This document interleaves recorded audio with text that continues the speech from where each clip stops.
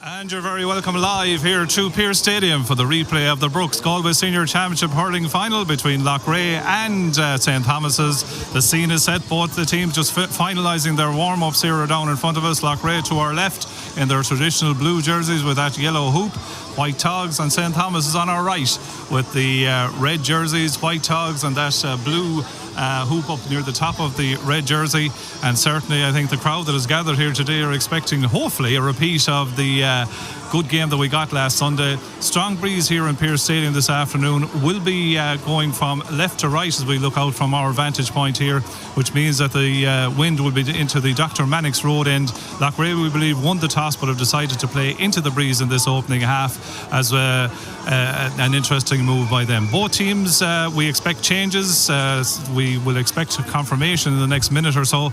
But certainly looking out from our commentary position, delighted to be joined again by the usual team here in commentary: Cyril Farrell, Cyril Donlan and Niall Canavan. And certainly Cyril Donlan, or Cyril Farrell, I'll start with you. After a week of talking, it's over. It's now a new ball game in many different ways. Oh yeah, brand new ball game, and the crowd are streaming in. I'd say it's going to be a bigger crowd than last weekend. Really, the crowds are really flowing in. And I suppose looking down at both teams, Sean, you have to forget about the numbers, because we won't know really until the game starts who actually is on.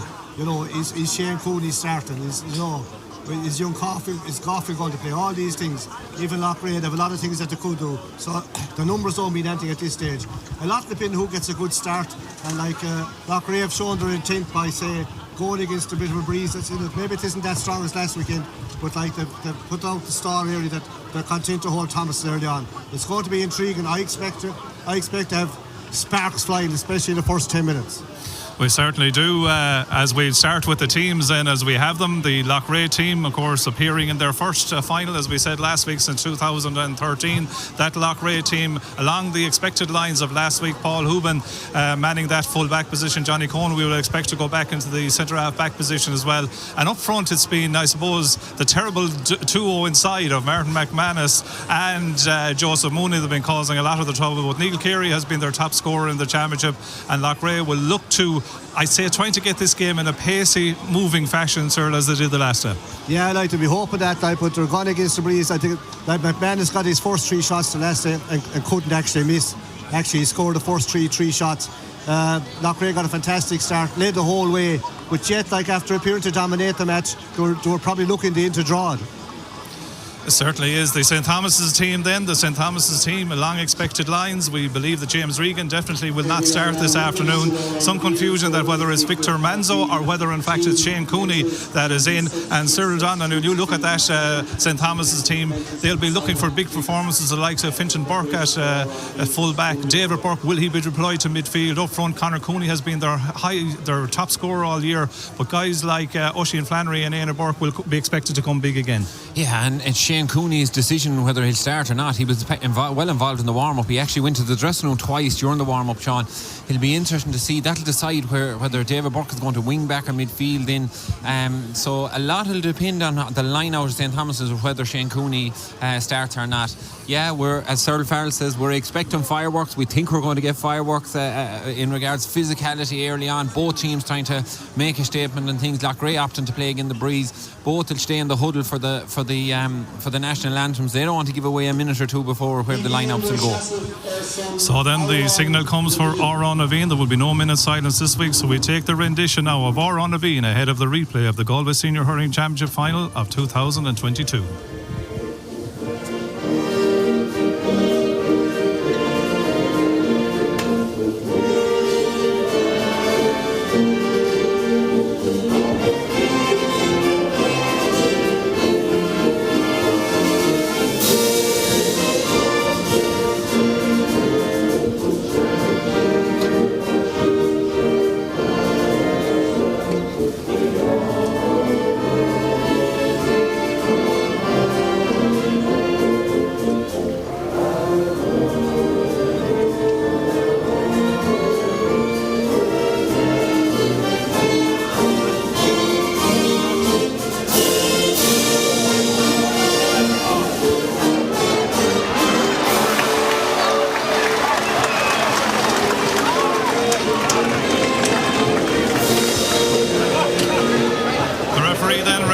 Senior final in Galway's Convera man John McDonough. His 2 linesmen are Conor Quinlan, who will go to the far side of the field, and Paul Fahey will be on the near side. The 4th official is Christy Brown, and right now the talking is nearly over for the second week. Looks like Mark Caulfield will be starting for the men of St. Thomas's.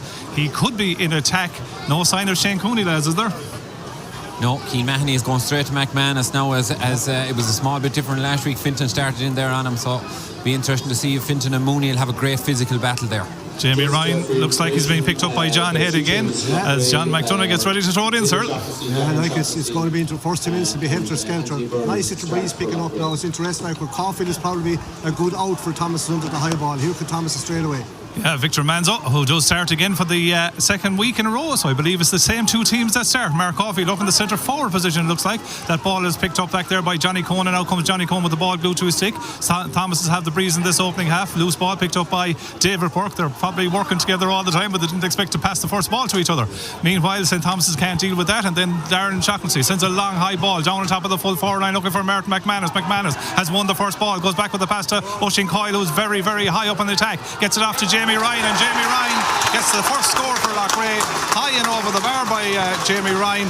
His first point, the game's first score, into the breeze. They'll be happy with that one.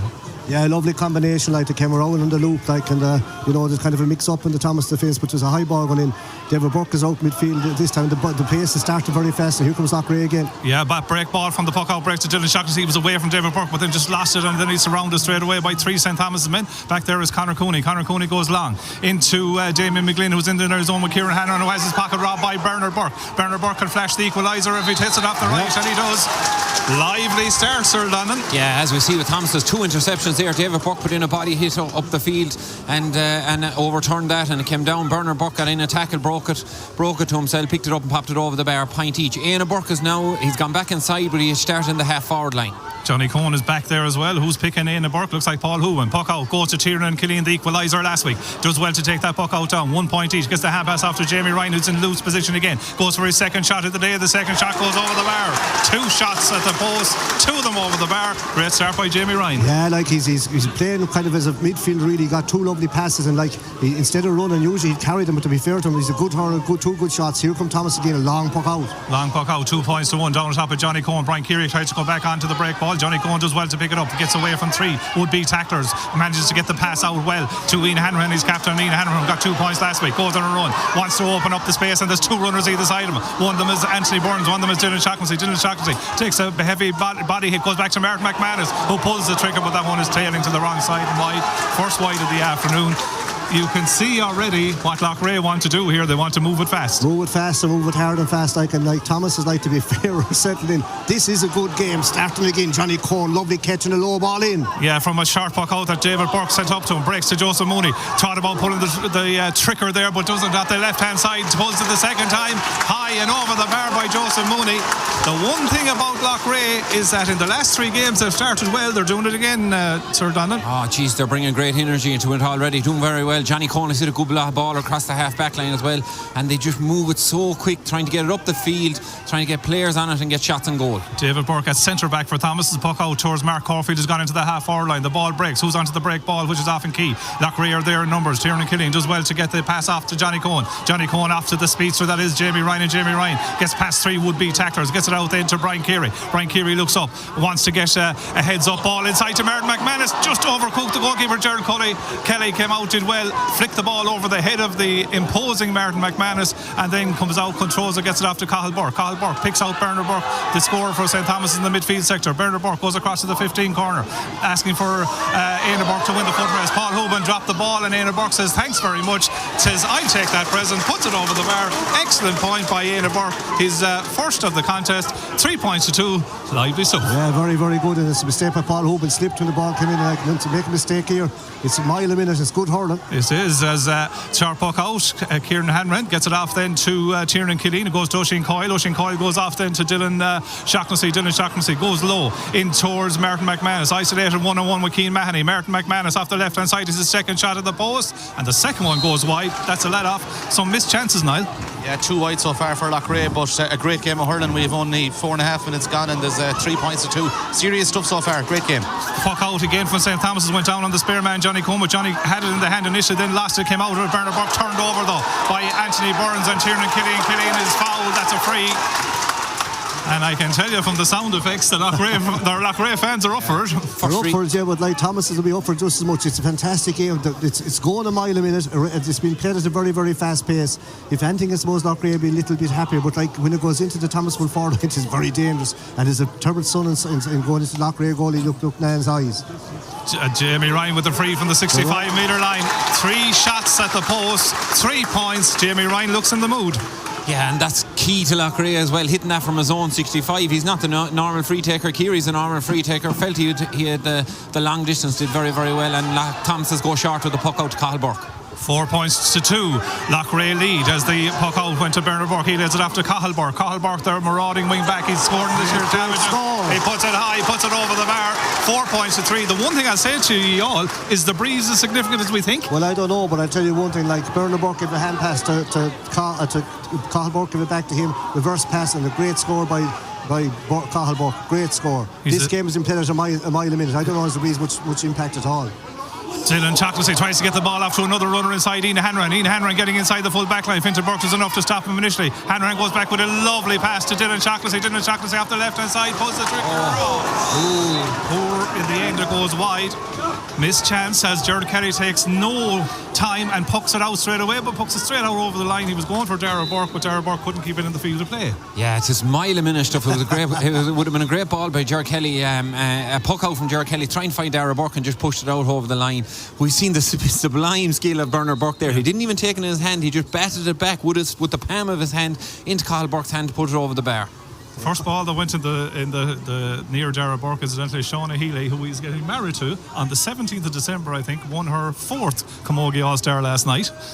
She's a great Camogie player. She is. I doubt if Darragh was at that function somehow. Ball up again to the Loughrea attack. Joseph Mooney, he's turned around though. 3 Thomas's men around him. One of them is David Burke. Fintan Burke is also there. Brian Keary goes in as well. This play just inside the 65 metre line of the half being defended by St. Thomas's. Tiernan Killian comes away with the ball. Flicks it out then to Jamie Ryan, who started like a train on fire. He goes back very close to the sideline. Then gets the hand pass back to Tiernan Killian, who goes long into the 1-1 again. Martin McManus and Cian Mahoney. Cian Mahoney has the ball. He has no hurl. The crowd were looking for a free against him. He had no hurry. He had the ball and he gets the hand pass off to Bernard Burke. Bernard Burke goes down to the Dr. Mannix road in, but he goes the wrong way because Kieran Hanrahan read that, the cornerback for Loughrea, and he drives it up the field up towards Dylan Shaughnessy. Is there a foul there? Notice the referee. Darragh Burke goes back to his own half back line, contesting there with Darren Shaughnessy. Good play by Darragh Burke.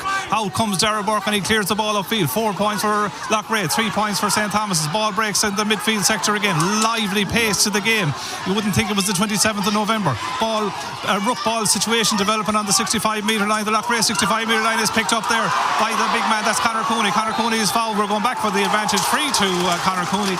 Every free decision is being contested. It was a free, but like Loughrea complaining about one before that, could have been a free for them. Didn't get it, but this John McDonough is letting it flow. It's supposed to be fair. You have to say that to him. So it's the first scoreable free I think that Thomas have got. What have we gone? We've gone 7 or 8 minutes. Fast and furious. Yeah, 2 different decisions. It was a tangle of legs as the ball went up here into the corner forward position for Loughrea. John McDonough didn't play on. Darragh Burke went back and collected, and when it came down here, it was a high tackle on Conor Cooney. He got a chance to tie the teams on 8 minutes possibly. Yeah, it is 8 minutes running on the clock. But game is being played at a frantic pace, which suits Loughrea in one regard. Conor Cooney taking the free. Conor Cooney puts it over the bar. We're level, sir. Yeah, it's a fantastic game. No quarter given or asked, and it's in full flow.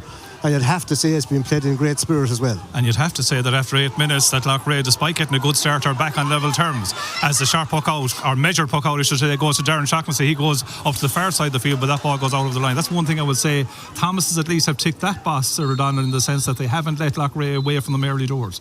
Yeah, and Loughrea have probably dominated the earlier period. Just at the 2 wides by McManus and the wide by Shaughnessy there were in good scoreable positions. They'd be a bit disappointed that from the 7 shots they had only 4 points on the board. Yeah, but with nearly 10 minutes gone, Thomas, Loughrea, it's level pegging, and Thomas's are good at these kind of grinding out these wins. Here's a good line ball. Yeah, David intercepted. Intercepted by Brian Keary. Brian Keary, the midfielder, goes in again to the 1-on-1 into Martin McManus. Shows lovely control on the stick. Gets away from Cian Mahoney. The third shot at the post for Martin McManus in a row. And he puts this one high and he puts it over the bar.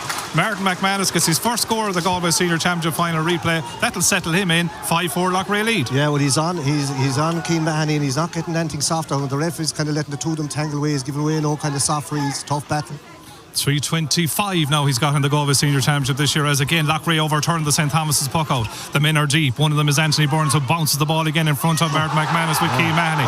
No free plays on against, is the referee. As David Burke tidies up out to Mark Caulfield playing in attack. Gets the hand pass off then to Oisin Flannery. Oisin Flannery from nearly reaching the 65 metre line has a shot at the post. That goes the wrong side of the post and wide. Niall, a few wides creeping in. Yeah, that's the first wide for Thomas's though. Loughrea have struck 3. Loughrea probably entitled to a free there. foul on possibly Martin McManus. But the point they got before that, lads, the first touch by Brian Keary, first on the sideline cut that was taken by the Thomas lad, was brilliant. And the touch by McManus to get away from Keane Mahoney, sublime as well. It's serious stuff, lads. 5 points to 4. Puck out for Loughrea. Eventually one. Manchie Burns gets the pass off to Tiernan Killeen. Breaks away from him. Won by Oisin Flannery. Breaks to Conor Cooney. Conor Cooney gets it at the second attempt. Barges into a player but plays on. Wins it at the third attempt. That's super play by Conor Cooney. He's on the 45 metre line. Conor Cooney has Cathal Burke on his shoulder. Conor Cooney hand pass off to Mark Caulfield. Mark Caulfield into the back of the net. Mark Caulfield, the man with number 6 on his back, starting at the half forward line. Our own Niall Canavan was asking the question, could he start up there? Niall, he's started and he's finished it to the back of the net. 1-4 to 5 points. Yeah, I was saying Friday night, would you put Mark Caulfield up front? And in fairness to him, like, Conor Cooney had options either side of him there, and he had time even to slow down a small bit and lay off a superb pass to Mark Caulfield, and he absolutely buried it in the back of the net. And for Loughrea have a lot of the hurling done here, lads. All of a sudden they're 2 points down, but as I keep saying, it's a fantastic game, and what a finish by Mark Caulfield, an absolute bullet into the roof of the net. What a run by Conor Cooney. He put 3 men on their backside going through, nothing wrong, just went straight with the ball, went like a JCB, cut through, knocked lads out his way and continued on, and didn't give a fantastic hand pass. Now Caulfield is still a good bit to do, but he buried in the back of the net. A great goal. Yeah, lads, I think we missed the yellow card as well. Johnny Cohen possibly booked. He flashed the yellow card, John McDonough, to someone. We'll come back to that in a minute. Okay. As the ball is picked from the puck out by Jamie Ryan, half pass aside, knocked away by Cathal Burke. 1-4 now for Thomas. 5 points for Loughrea. We have played 11 and a half exciting minutes of the replay of the county final. The ball breaks in the midfield sector, pulled on by Dylan Shaughnessy. Doesn't go to a target though. It's picked up by David Burke back in the centre back position. Gets the hand pass off then to Evan Duggan. Pretended to go one way, goes the other. Evan Duggan then from the 7 position goes to the right corner forward position. Ball will break inside to Éanna Burke. Good hook by Johnny Cohen. Ball goes wide. Good work by Johnny Cohen. Loughrea just need to keep it alive now. And incidentally, both sirs, they must be listening to Niall Canavan now, because Thomas are picking their team. Or what do you say? Well, yeah, like of course he'd be talking to David Burke. I know it's a good, like he's actually playing full forward. He's a good hurler. I saw him playing junior district centre back. Fine, big, strong, strapping young lad, but took a great goal. But like Conor Cooney did all the donkey work. 1-4 for St. Thomas's. 5 points for Loughrea. Sharp puck out to Johnny Cohen on the sideline on the 45 metre line. He goes straight down to the scoreboard in. Long ball looking for McManus in there again, but Fintan Burke is the man that's back at home. He gets the pass out into David Burke. David Burke at 6 takes a belt into the arm. The Loughrea fans not happy with that, and certainly you would have to say, Sir Donlan, that, as I said earlier, every decision to give or not give a free is certainly been met with derision on one side and happiness on the other. Yeah, it was a free. It's just came in the corner of the field that McManus is taking plenty of hardship on the deliveries from the ball from the Loughrea midfield area. But Thomas is a bit delighted. 1-4 to 5 points up. The goal was a sucker blow really, but Loughrea will be looking for a response. Certainly is a change to last week's game so far, but plenty of time to go, thankfully. 1-4 to 5 points. St. Thomas's lead. Long free downfield. Oisin Flannery tries to get onto it, very closely marked there by Kieran Hanran. Ball goes to ground. Darren Shaughnessy's back helping out his defence, but he's then beaten to it by Flannery. Gets the pass inside to Damien McGlynn. Damien McGlynn very close to the end line. Good play by Loughrea to get the ball back eventually. Back there is Dylan Shaughnessy, tries to get it, but it's very close to side lane. Burke as well. Crosses the ball right across the edge of the square to Mark Caulfield. Mark Caulfield and Paul Hoban ends up on the deck.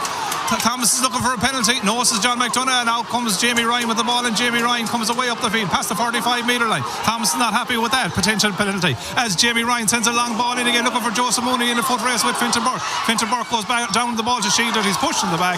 The oldest foul in the book. Free to Thomas's out of goal. Was there penalty claims there, folks? Yeah, a little bit, but not much. But it was an interesting run here. Like Cathal Burke was taken.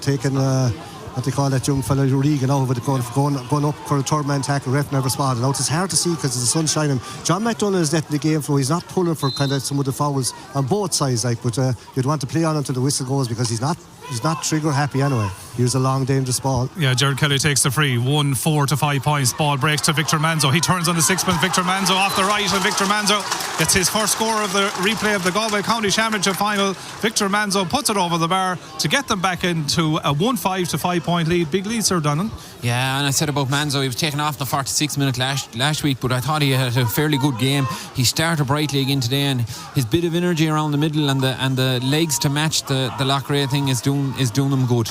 Puck out down on top of Anthony Burns and Cathal Burke. Ball comes back to Brian Carey, so Loughrea do win their own puck out. Goes back to Jamie Ryan, miscontrolled it initially, then straight away was put under pressure, legal pressure by his man marker John Head, and that will be a free to Loughrea. Well, there's no debating on that one anyway, because he's been, if it was rugby, you get a yellow card for the neck tackle, but he's okay. Anne Cannon from Clarenbridge is listening to us out in Boston. She wants to say hello to everyone at home in Clarenbridge, and of course the mother of Jamie Cannon, also out in the States in Boston, as well as Paul Lavelle, a former Bish pupil. He's out there listening with his wife Linda. Paul, we say hello to yourself and Linda. You probably have better weather, I'd say, than we have. You wouldn't know, we can't complain today. No, it's dry, it's chilly, but thankfully there's no rain. Jamie Ryan, then it's been a while, Niall, since Loughrea scored. Yeah, they scored their last point in 9 minutes actually, but you go back to the penalty incident, just looking at it on the replays here, I didn't think it was a penalty. I thought it was right good defending by Paul Houben himself, and Caulfield went up with the ball, and no penalty in my mind anyway. So Jamie Ryan to take the free from the halfway line. Will it have the legs? It's dropping just over the bar. That's what you call measuring a free. Yeah. Jamie Ryan's 4th point. He started very well, 2 frees and 2 from play. Yeah, they kind of keep Loughrea in the game. They're kind of gone over a bit, but they're still in it. But a little bit of a breeze Thomas had, but it's a right good game. Could go anyway. 16 minutes gone. Their last score was in the 9th minute, so it's now back to 1-5 to 6 points. Dylan Shaughnessy had a bit more time than he thought. Lays the hand pass off to the younger brother, Darren Shaughnessy. Darren Shaughnessy looks in field, going to hit off the left-hand side. Tried to get it to Joseph Mooney, overcooked it though, and Bernard Burke was back there, and Bernard Burke immediately goes to open space in the 15 corner where there was no one on the same wavelength, because Paul Houben is going to win the race back towards his own 20-metre line. Gives a lovely dummy there to McLean, and goes one way, the ball goes the other way, drives out the field, but Fincher Manzo is at home here in the wing back position. His hand pass goes out to David Burke, and David Burke slots it across then to Bernard Burke, but this 3 passes to Evan Duggan is the third one, all on their own 45-metre line. Now the right man on the ball has time to drive it again up to Damien McLean in the corner forward position, but Johnny Cohen, who seems to be back in that full back line, is dealing with it. He's holding off McLean first, trying to keep the ball in play. McLean now getting a bit of support from Conor Cooney. Dangerous situation if Thomas can reclaim the ball. Conor Cooney did well, gets it back then to Mark Caulfield. Mark Caulfield plays another ball across the face of the goal, but there's no one there. Out comes Garrod Lucknan, the goalkeeper. He's well used to playing out the field, of course, and Lucknan, lovely little measured pass to Darren Shaughnessy, gets it off then to Ian Hanrahan. Ian Hanrahan, the captain, gets the pass off then to Anthony Burns. We haven't seen him running yet. Anthony Burns goes low then up to Martin McManus. 1-5 to 6 points. Martin McManus getting away from Keane Mahoney, ends up on the ground. Keane Mahoney comes in, goes at a free, knows the referee. Out comes David Burke, and David Burke drives the ball downfield. Loughrea are not happy with that decision. A lovely take by Éanna Burke close to the ground. Éanna Burke getting away from Brian Carey. Éanna Burke shooting for the 2nd time in a row, puts it to the wrong side of the post, and wide. Was that a free? Yeah. Lads, what does a lad have to get a free here? Both sides like his. Oh, stop. Both sides, it's both sides. McManus has definitely been fouled a few times there. Éanna Burke had a pull at him there before he got that shot off, but forwards finding it hard to earn their crust at the minute. You earned them hard here. It's 1-5 to 6 points. Thomas's lead is coming out from the sideline, the far side of the field is Fintan Burke. Crosses the ball, lovely ball into Mark Caulfield, who drifted out to the number 11 position. He's already got a goal. He's turning off the left hand side, shooting, but that one goes to the wrong side of the post. Another wide, Niall. Yeah, 4 wides now for Thomas, is 3 for Loughrea. But just to comment on the passing of the players on both sides under serious pressure, ball to hand is really going to hand. It's a joy to watch some of the stuff from both teams, the way they're seriously under pressure and the ball is sticking into the hand all the time. You're right, now the hurling is top class from both sides. 2 very good teams. So then the Oisin Coyle goes along with his puck out down the top. Anthony Burns brings it down with his hand. Oisin Fannery goes back though, getting onto the break ball, as I keep saying, which is nearly more important than the initial puck out in itself. Dara Burke on the ball. Dara Burke tries to get the ball into the forward line. Johnny Cohen has been sweeping up a lot of that ball all day so far in the opening 18 minutes of the replay of the county final. Gets the hand pass off then to Tiernan Killian, and Tiernan Killian from the number 5 position drives a long ball up to Martin McManus, who's brought Keane Mahoney out to the left corner forward position. Surely Mahoney's holding him up this time. He wins the free. Few ironic cheers there from the Loughrea fans.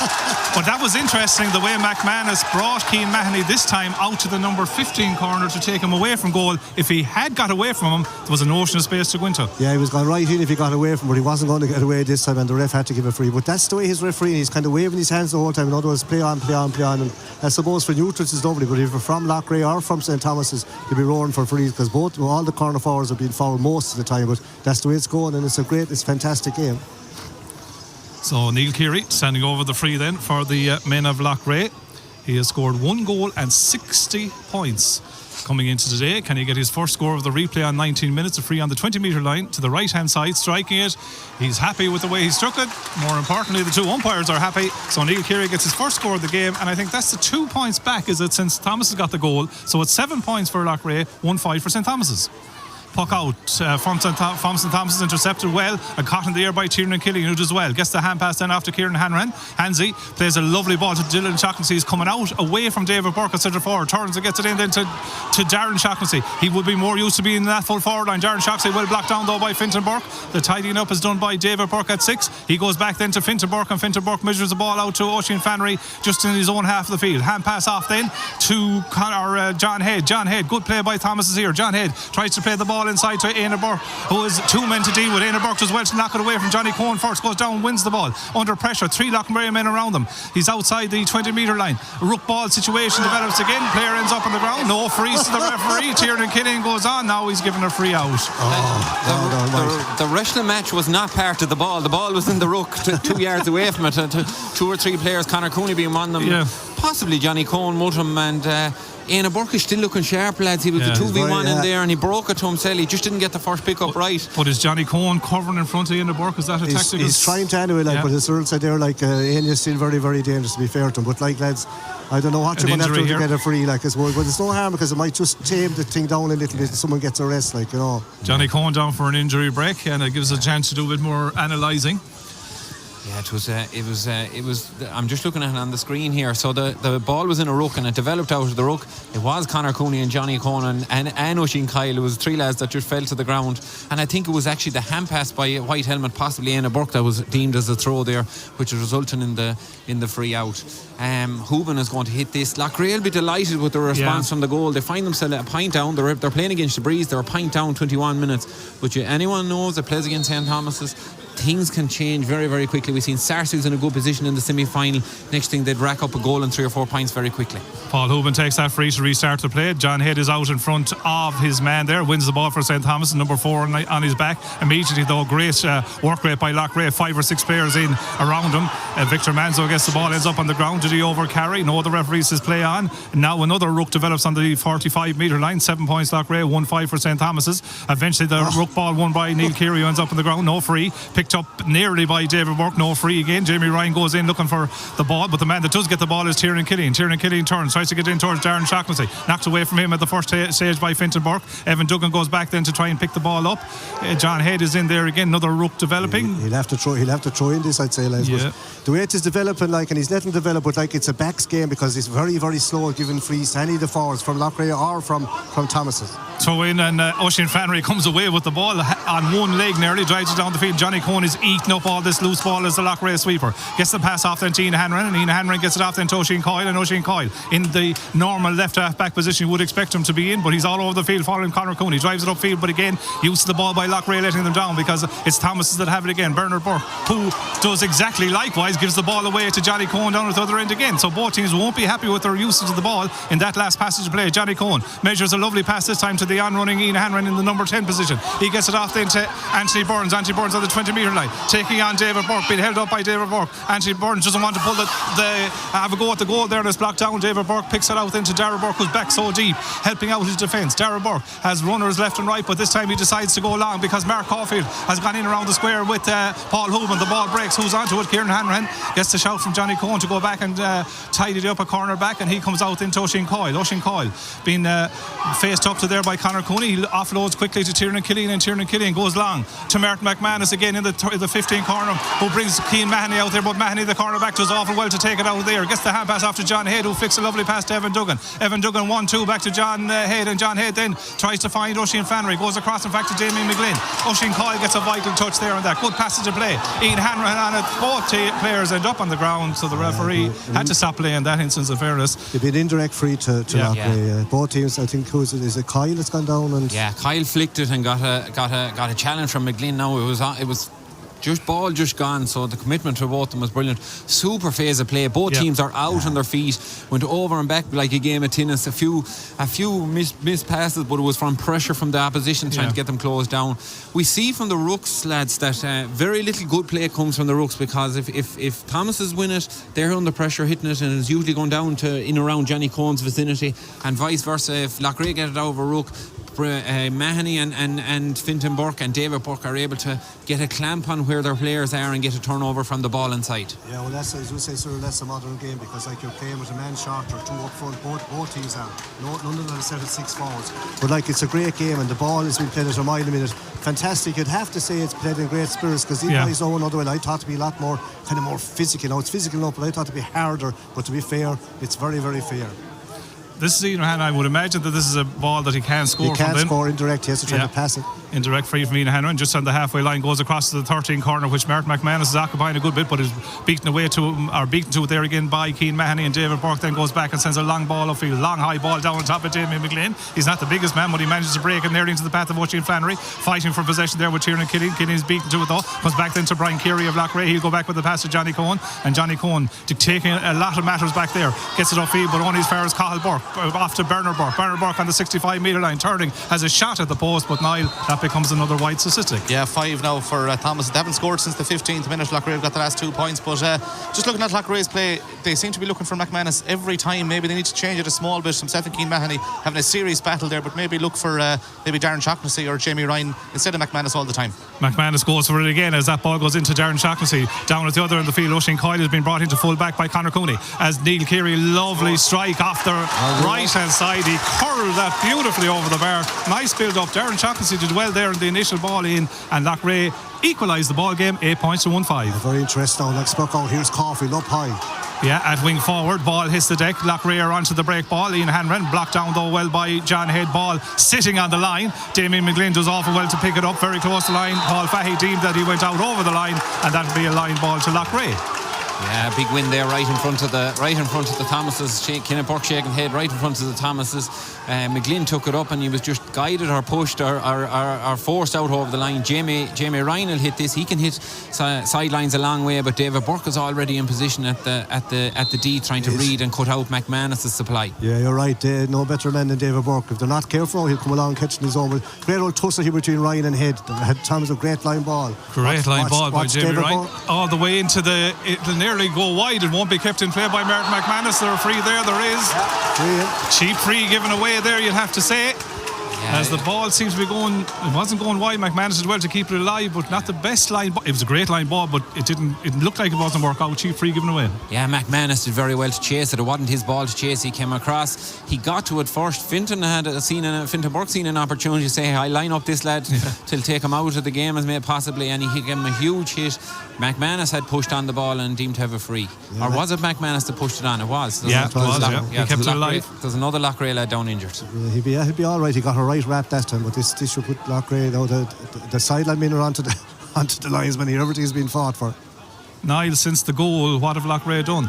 Yeah, Loughrea have answered. It was 1-5 to 5 points. Well, it was 1-4 to 5 points, and then Victor Manza got the point 1-5 to 5. Since then, Loughrea have hit 3 scores. Jamie Ryan from a free, Neil Keary from a free, Neil Keary from play, and I can mark down Neil Keary with another free here to put Loughrea in front. He does just that. Neil Keary puts it over the bar. His third of the day. We want to say hello to Brendan Rattigan out there, who's missing his first Galway hurling final for quite some time.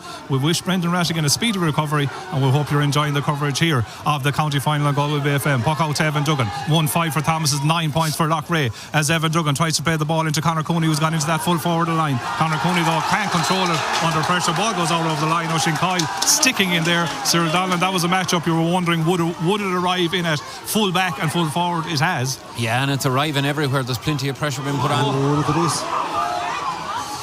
Ball nearly going astray. I wasn't watching for a second. Garage Lucknan comes out. Johnny Cohen being forced back to Garage Lucknan. As I said, the goalkeeper is out in the corner back position, but he's well used to playing out the field. Out to Oisin Coyle, takes his steps, gets the hand pass off to Joseph Mooney, and Joseph Mooney clears it out of defence. Long ball upfield again. David Burke back covering. 1-5 Thomas's, 9 points for Loughrea. The town lead by 1. Bernard Burke on the ball in the midfield sector for St. Thomas's. He's going to line up a shot here from distance, but that goes to the wrong side of the post and wide. Yeah, like it was a kind of a snapshot. Was people on, but it's very noticeable that today, like compared to that, David Burke is having a big influence on the game, having a masterful game, back to his solid best again. Here come Loughrea. Loughrea with Brian Keary soloing up that right half forward position, driving it high from defence, but puts it the wrong side the post and wide. Some missed chances here in the last few minutes. Yeah, it's just shooting a small bit wayward, and it's hectic. Both goalkeepers are allowed to get away with the early puck out. Mark Caulfield, what a strike from Mark Caulfield, what a score. Cathal Burke picked him out, and Mark Caulfield, who played championship games in the half back line for Thomas's, has hit 1-1 from his youth position in the forwards. 1-6 St Thomas's, 9 points for Loughrea. He was half locked down there and he still got his shot away, but both goalies are getting made fast puck outs. 2 minutes of additional time at the end of the opening half as Cian Mahoney goes down the ball. I can't believe we're nearly at half time, but that's a great sign of a game. It's level pegging, 1-6 for St Thomas's, 9 points for Loughrea. Thomas's still haven't conceded a goal in nearly 6.5 county finals. Mark Caulfield from the wing forward position, I don't believe it. What a score by Mark Caulfield. We talked about would there be a bolter. 1-2 for Mark Caulfield. Well, to be fair, Niall picked him out the Friday night. He said this could be the bolt out of the blue and said the wing forward, and he's up there and he's after getting a goal and 2 points down, putting Thomas back a point up, just coming into half time. Great score.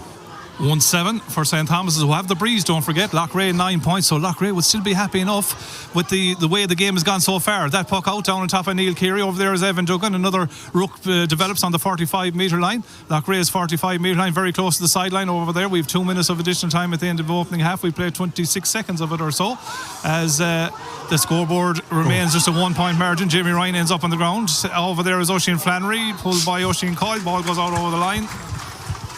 Yeah, Sir Farrell's laughing. He's saying there's no freeze easy here. No, there's not. That's the line. But Loughrea just aren't getting in the breaks. fairness, there's not many frees, but it's been played in a serious sporting spirit. No one has done anything untoward. There isn't time for it now. No, it's been a brilliant game. Great ball here, fellas. 9 ball by David Burke goes into the full forward line. Paul Hooban is in there with Dara Burke, and Paul Hooban under control.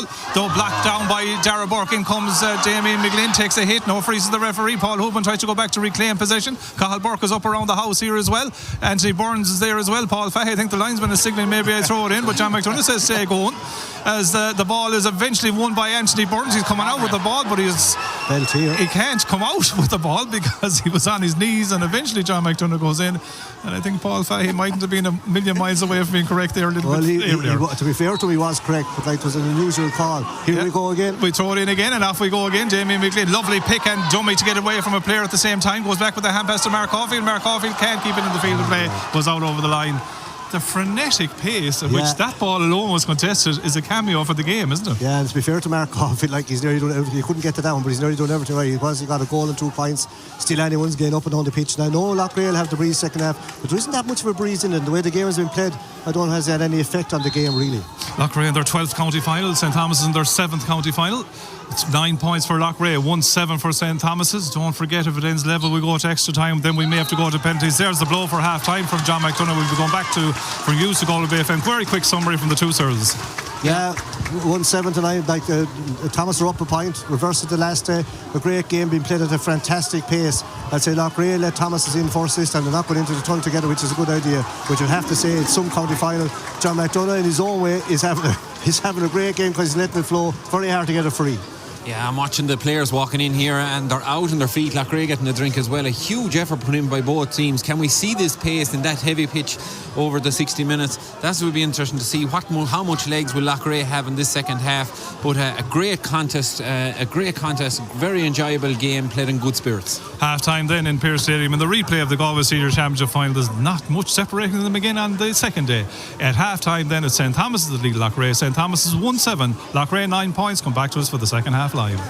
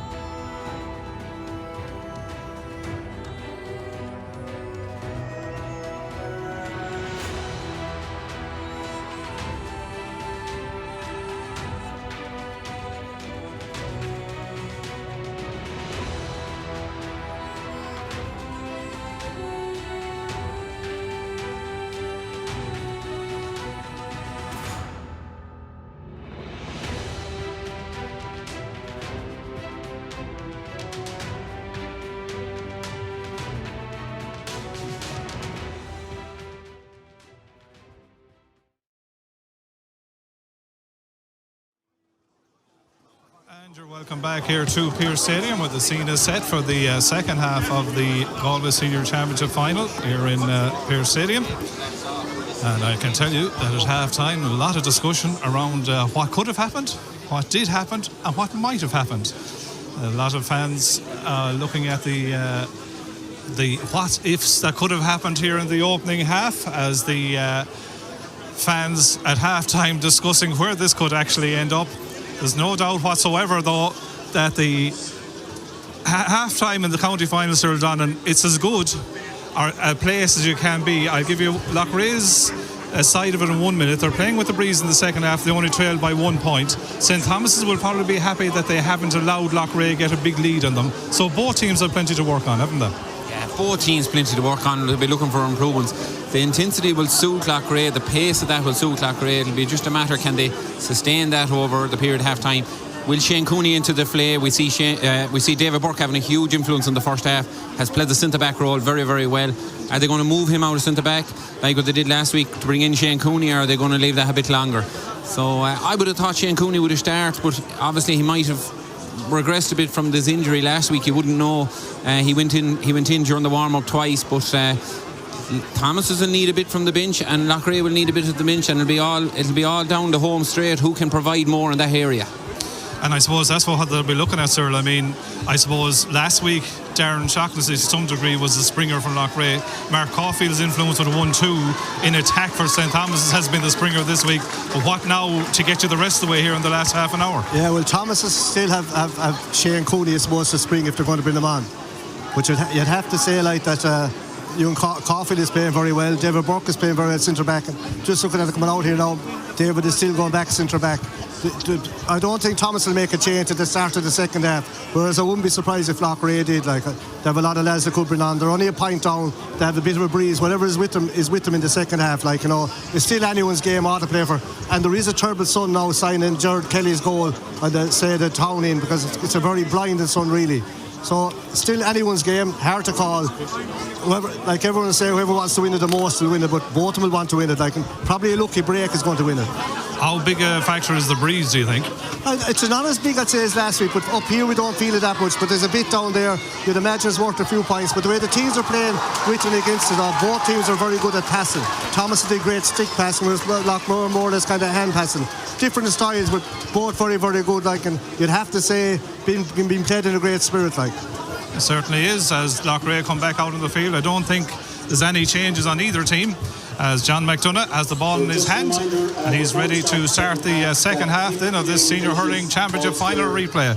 It's hard to believe that we're still only separated by a point after the game last week, the 33 or 4 minutes of the opening half, and now we're ready for the throw-in for the start of the second half then. So then John McDonough throws it in. We're underway again then in Pearse Stadium. Victor Manzo is out in midfield for St. Thomas's as Oisin Coyle gets onto the ball for the first time of the second half, and he goes back to Brian Keary, and Brian Keary makes his way. The pass goes astray, though he's looking for Joseph Mooney. Dara Burke and himself get involved in a ruck for possession. 4 or 5 players from both teams in again, as eventually Dara Burke is in there. Also in there is Tiernan Killeen. The ball comes back along the surface and comes back then to Ian Hanrahan, and Ian Hanrahan tidies up, tries to pick out Brian Keary. Brian Keary can't control it, though it might work from Loughrea. We've only 28 seconds played of the second half as he lays it off to Tiernan Killeen. Can Tiernan Killeen equalise the ball game? He did last week. He's done it again this week. Not perhaps in his dramatic fashion, but Tiernan Killeen gets his first score of the second half. Loughrea on level terms. Yeah, nice start for Loughrea, winning kind of a rook ball. Like, this is going to go down to the wire again, and good puck out here from Jared Kelly. The breeze isn't holding that. That's a fantastic puck out, landing about 40 yards from the Loughrea goal. It is, and under is Conor Cooney. 2 men there for putting pressure on him. One is Johnny Cohen. Oisin Coyle is also there. 10 points Loughrea, 1-7 for St. Thomas's. Loughrea have started the second half well again. They've ticked another box. They're now level with the breeze to come in this second half. But that ruck ball is won by Conor Cooney. Conor Cooney striking off the left hand side. My God, what an effort in towards the goal. It's gone inside the post. Super score by Conor Cooney. Yeah, against the breeze, lean back. You'd be thinking everything wrong, but the little skill level of that to hang it up there and drift down over the far in the near post on this side. Garage looked at it all the way. I thought it might drop short to him, and a super score by Conor Cooney. Excellent score. Thomas's lead by 1. Sharp puck out to Paul Houben. Paul Houben on his own 45 metre line, trying to aim for Jamie Ryan, who had gone inside, but it's well taken down by John Head, who's been picking him up, but took a chance to win the ball there. Deals it down then to Damien McLean in a 2-man battle with Kieran Hanrahan and Johnny Cohen. He gets a helping hand then from Éanna Burke, and that allows Damien McLean. He's in on goal. He's on the 20 metre line. Johnny Cohen is behind him. Damien McLean out comes the goalkeeper as well. The ball breaks. Coffey looking for a free, but Loughrea defended it well. Let off big time for Loughrea. McLean looked to be in on goal. It was a goal chance, but it was spurned. Credit to the goalkeeper. Cathal Burke actually missed the flight of the ball with his sun in his eyes. Mark McManus on it. He loses it, no free. Cathal Burke tidies up, gets it off to Conor Cooney. Conor Cooney plays a lovely ball into Dara Burke. Dara Burke, can he bite this one? Dara Burke high and over the bar. Thomas has got a score when they could have got a goal, but Dara Burke takes a point and extends the lead out to 1-9 to 10 points. Yeah. It was a penalty, lads. I've the replay watched already here. Johnny Cohen acts like had the hurl over his head, behind his head. McGlynn was bearing down on goal, put the hurl in over his head, didn't make connection with the ball. That's what I was trying to see. If he got connection or got a touch on the ball, I would have saying fair game, but didn't look like it. Loughrea looked like they have a serious injury now with I think it's Hanrahan on the inside, Kieran Hanrahan possibly. But a bit of a let off. McManus deserved a free on the far side, so it's swung both ways there. But you think that was a penalty? Yeah, I think it was a penalty. Now we know. See it here now. We know the way McLean made a narrowing run. Johnny Cohen came out. Oh yeah. Yeah, look from behind. Brian Keary's the man, lads, that's coming off. I think for Loughrea injured. Cayman Killeen in, but in fairness, Thomas has responded with 2 good scores there. But Brian Keary, I think, is the man that's gone off injured there for Loughrea, with Cayman Killeen coming in. Yeah, he got a kind of an ankle injury. It went over his ankle, I'd say. Really, like he has to come off. Brian Keary has had a great year, but look what you're bringing in. Cayman Killeen, an All-Ireland minor medal winner back in 17, played in the Fitzgibbon final this year. It's a fair statement of the strength of Loughrea. We want to say hello to St. Thomas's supporters listening in Australia. Justin Kelly, Clive Kelly and David Callan. David Callan and Clive Kelly, Justin Kelly all living in Australia. I hope you're up early for the match, or maybe it's late at night. 10 points Loughrea, 1-9 for St. Thomas's. 3 minutes 42 seconds gone in the second half. Looks like the second half is going to be as good as the first, as the goalkeeper, that's Garage Lucknan, gets ready to take the puck out and goes to the far side of the field with this one. Breaks it down. David Burke goes up high and catches it well. Gets the hand pass away then to Conor Cooney, who's at his shoulder. That's how deep Conor Cooney is back the field there. Oisin Coyle is up there as well. Won again by David Burke at the second attempt. Tried to make space for himself. Kicks the ball, couldn't connect with it. Comes to Cayman Killeen. His first shot in anger in the county final replay. Cayman Killeen puts it high, puts it over the bar. This guy is able to score, and Cayman Killeen puts it over the bar as often and played at midfield. Yeah, look sharp, and he came in last week, won a free, and a very important free from Dara Burke's challenge, resulting in Neil Carey putting over the bar, and he's come in there and got a brilliant score. 1-9 for St. Thomas, 11 points for Loughrea. Ball laid in by Cathal Burke to their brother Éanna Burke. Éanna turns, but this one goes to the wrong side of the post and wide. Yeah, it shows that he's human. Like, he caught a great ball, turned it. You back him like 10 times out of 10, but it's not that easy. Back's bearing down him. It's still anyone's game here. Fast puck out, short one. Umpires, great to see Gina McDonough, Ted Larkin, TJ Gill and Joe Quinn are the umpires for John McDonough as Kieran Hanrahan gets a sharp puck out, goes back then to Paul Hooban. Paul Hooban drives it up the field.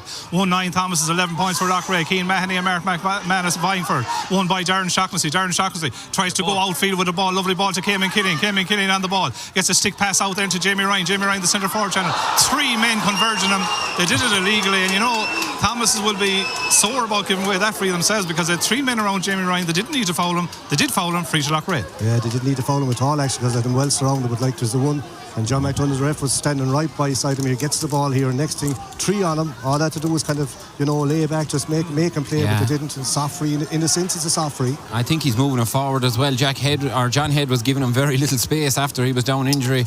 He's after throwing it forward about 10 or 15 yards. Attention to the medical are tending to Jamie Ryan.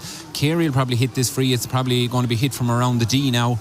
And Loughrea kind of needed that. The goal chance and 2 points in a row from St. Thomas's. You can find very quickly that they can rack up scores, and they just need to break that momentum and keep themselves in the game at this period. You're right here, sir. The ball's been brought up to 15 or 20 yards straight, so it's near the 21 yard now. It should be an easy tap over for Carey. Yeah, Brian Carey outside the 20-metre line in the semicircle, dead straight in front of the post. He puts it over. That's his 4th point of the contest. Goals, I think it's 6.5 games now St. Thomas have gone in county finals without conceding a goal. Loughrea had 3 clean sheets in the last 5 games. Thomas have hit them for 1 today. What odds a Loughrea goal in the county final? Puck out down on top of Conor Cooney. Who else? He's in the wing forward position. Thought about going back with the ball, but now he goes up to the wing forward position. The ball is half blocked down though. Nearly picked up there by Anthony Burns, then lost it. He loses it to Burke, gets it inside to John Head. John Head going to the centre forward channel. John Head is going to take on a shot from the wing forward position, strikes it well and puts it over the bar. John Head gets his first score of the county final replay, and I suppose in a way that score comes because he's gone up the field marking Jamie Ryan. Yeah, well, you see, like, he's been picked cornerback, but he's tapping Jamie Ryan, and when you go up the field you bring them up. Like, these lads are all into hurl. 1-10 for St. Thomas's now, 12 points for Loughrea. Dylan Shaughnessy does awful well to keep that puck out from going over the sideline, but then he's robbed by Cathal Burke. Gets it off to David Burke, and David Burke sends a long high ball in. It's the 2-man full forward line. Ball breaks inside Paul Hooban, goes back. He's the first to get back there under pressure from Damien McGlynn. Damien McGlynn surely fouls Paul Hooban. He does, and there's a free out for Loughrea.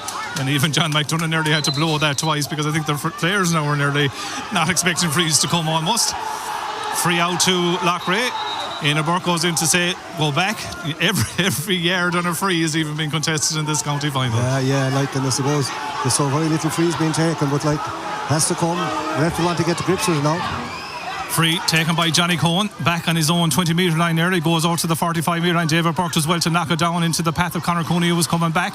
Dylan Shaughnessy ends up on the ground, no free. David Burke is there again. There's a man down, meanwhile off the ball as the referee goes in to blow it then. And there's one Thomas's man down in the midfield sector nursing an injury. Not quite sure who was down there in that particular instance. It's Head. Jamie Ryan and himself came together off the ball, so it'll be interesting to see the line for St. Thomas's are arguing here with the linesman on this side in order to do something. I think he's going to Paul Fahey on the far side of the field.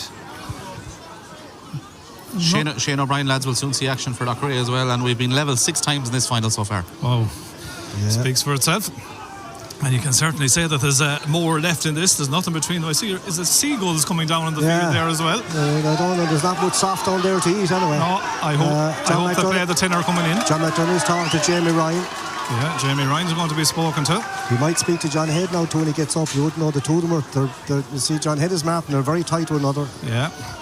Yeah, they're having a great duel, and Head is a man marker. He's comfortable in that tight surrounding as he likes to play the game on the edge as well. So you can tell we have a load of people that are listening and watching out in Melbourne in Australia. They're very happy with it as well, as Jamie Ryan now being spoken to. And is that a yellow card for Jamie Ryan? Just seems to be one card, so Jamie Ryan picks up the yellow card as you come back to us. And play is going to restart there with John McDonough going into the... Is he going to go into his umpires now as well, or is he just going to restart with the free? Something else happening inside. It's the first time it's kind of beginning to boil over a bit. And Shane O'Brien coming. There's a bit more going on off the ball. I think it's one of the Shaughnessy's that's down injured inside. So I'd imagine he's going to go in to talk to Fintan Burke or Mahoney possibly. Two Loughrea people onto us as well, lads. Alan Cusick in Australia and Damien Griffin out in Denver, Colorado. Shane O'Brien coming in as well for Dylan Shaughnessy. Of course, his father is part of the manager of the Climber team, of course, who are playing Turin today. So Desi not here, but Shane is in action at the county final. A yellow card as well for Thomas's player, I think. Jared Kelly, the goalie. Yeah, spot on. I don't know where we're starting now after all this, lads. Where is it? Is it a throw ball? John McDonough has issued 2 yellow cards there. We're still 1-10 for Thomas and 12 points for Loughrea. I'm actually being told by our Drahan and Turlockmore, who have tractor events coming up in December, that they're going to allow Donlan and Farrell in as free entries to the tractor runs in both our Drahan and Turlockmore. I leave that one with you. Very good to us. Yeah, they're very nice to you. You must have nice tractors or something like that. Anyway, it's 10 minutes gone in the second half. Ball goes to Mark Caulfield. Mark Caulfield got 1-2 in the opening half. Mark Caulfield off the left-hand side, over the bar. Mark Caulfield, why wouldn't you go up in the forwards in the county final, and why wouldn't you score 1-3 by the 40th minute? Some score. Yeah, it's 1-3 got from play now. It's a big lot in a tight scoring game. Loughrea trying to work the ball up. They need to score. 1-11 for Thomas and 12 points for Loughrea. Loughrea have the breeze, but much like Thomas's last week, had the breeze in the second half and didn't seem to use it until late on. Johnny Cohen goes down the stand side of the field trying to find Shane O'Brien, but misplaces the pass. David Burke goes down on the ball and needs a second attempt at it. In goes Evan Duggan, can't get it to hand either. Good pressure by Loughrea, ensuring that Thomas's haven't cleared the ball. They should have. Darren Shaughnessy then gets onto the ball, steps to the ground, goes back with the hand pass. Pressure being put on everyone. Neil Keary under pressure there from David Burke, very close to the ground. Tiernan Killeen goes well to pick up the ball from the ruck, goes back to his own 45 metre line, back to his own 65 metre line to Johnny Cohen. Johnny Cohen picks out Oisin Coyle. Lovely stop of it on the hurl with the boss initially, getting away from Conor Cooney. Oisin Coyle plays a lovely ball into Martin McManus, who was 3 yards on Keane Mahoney. Martin McManus off the left hand side, striking in towards goal, and Martin McManus puts it over the bar. His second point of the county final. Well worked score. It's probably the score of the day in regards to effort that Loughrea. They had to recycle from their own 45 back to the 45 of their defending side before Johnny Cohen moved it to Kyle, and Kyle very smartly giving McManus a lovely chance, put it straight over the bar. Long puck out coming here again for Thomas's. Yeah, long puck out down on top of Conor Cooney, breaks to the deck, who's onto the break ball. Oisin Flannery is close by.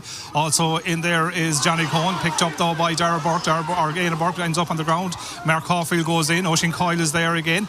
The ruck ball situation eventually won by Loughrea. That's a big win. Joseph Mooney, who's far away from his 2-man inside role for most of today. Ball still alive though, broken away from Mooney again, as that ball eventually is going to be, our decision by John McDonough is to throw it in, and everything is certainly being fought for here.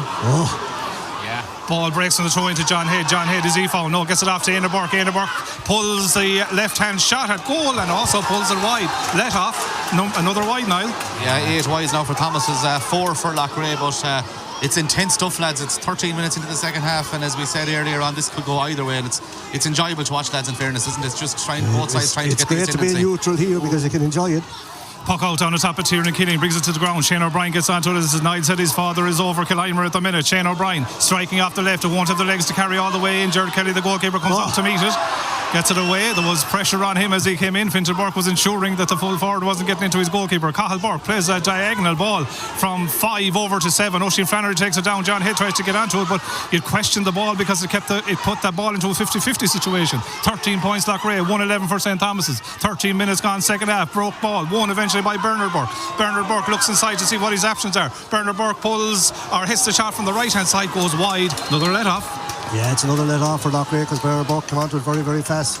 Lads are going down now with he's actually played very well, Bernard Burke. He's got a lot of ball, but he's hit 3 wide, similar enough to Burns last week in his county final.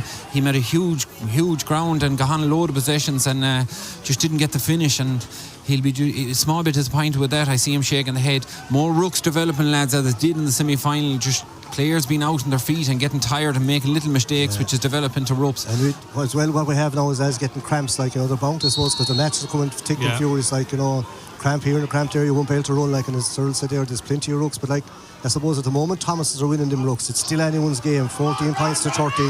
Looks like a Loughrea sub coming. We want to say hello to Yvonne O'Connor down there in Owlert and Wexford. They're listening to us all over the country this afternoon. We wish her a speedy recovery. To Yvonne, that comes from Porrick, as we have 14 minutes of the second half played. 1-11 to 13 points. Puck out the far side of the field, comes off the stick. Paul Fahey deems of a Loughrea player, is it? Thomas player, so it's a Loughrea line ball. Yeah, you'll find that Jamie Ryan will go to this. Yeah, he hit the last one very well. This could nearly be in his compass, but he's near the 45 metre line than the 65 metre line. He's on the terrace side of the field. He's striking into the Dr. Mannix Road end. 13 points for Loughrea, 1 goal and 11 points for St. Thomas's as Jamie Ryan. There's a run being made the far side of the field by Ian Hanran. He doesn't want much, does he? He wants him to put the line ball right across the field into his hand as Jamie Ryan takes the line ball, gets good purchase on it, but will only go in low around the house. Darren Shaughnessy out in front, good control by Darren Shaughnessy, getting onto his left hand side, tries to play it inside, but he's blocked by the St. Thomas men. Fintan Burke goes down on it the first time, then flicks the pass out to David Burke. 9 on his back, but playing a 6, goes back to Fintan, and Fintan plays a measured ball that was nearly intercepted, but John Head has it, drives it up the field to a 3-man forward line. Darragh Burke is out in front, does well to win the ball. Darragh Burke tries to lay the hand pass off, but Johnny Cohen and Paul Hogan put enough pressure to dispossess him. Kieran Hanrahan is the Hoover back there that picks it up and gets it off to Tiernan Killeen, and Tiernan Killeen goes to Mark McManus with Cian Mahoney. Mahoney went for the ball with a stick there. McManus on the ground trying to keep the ball alive just inside the sideline.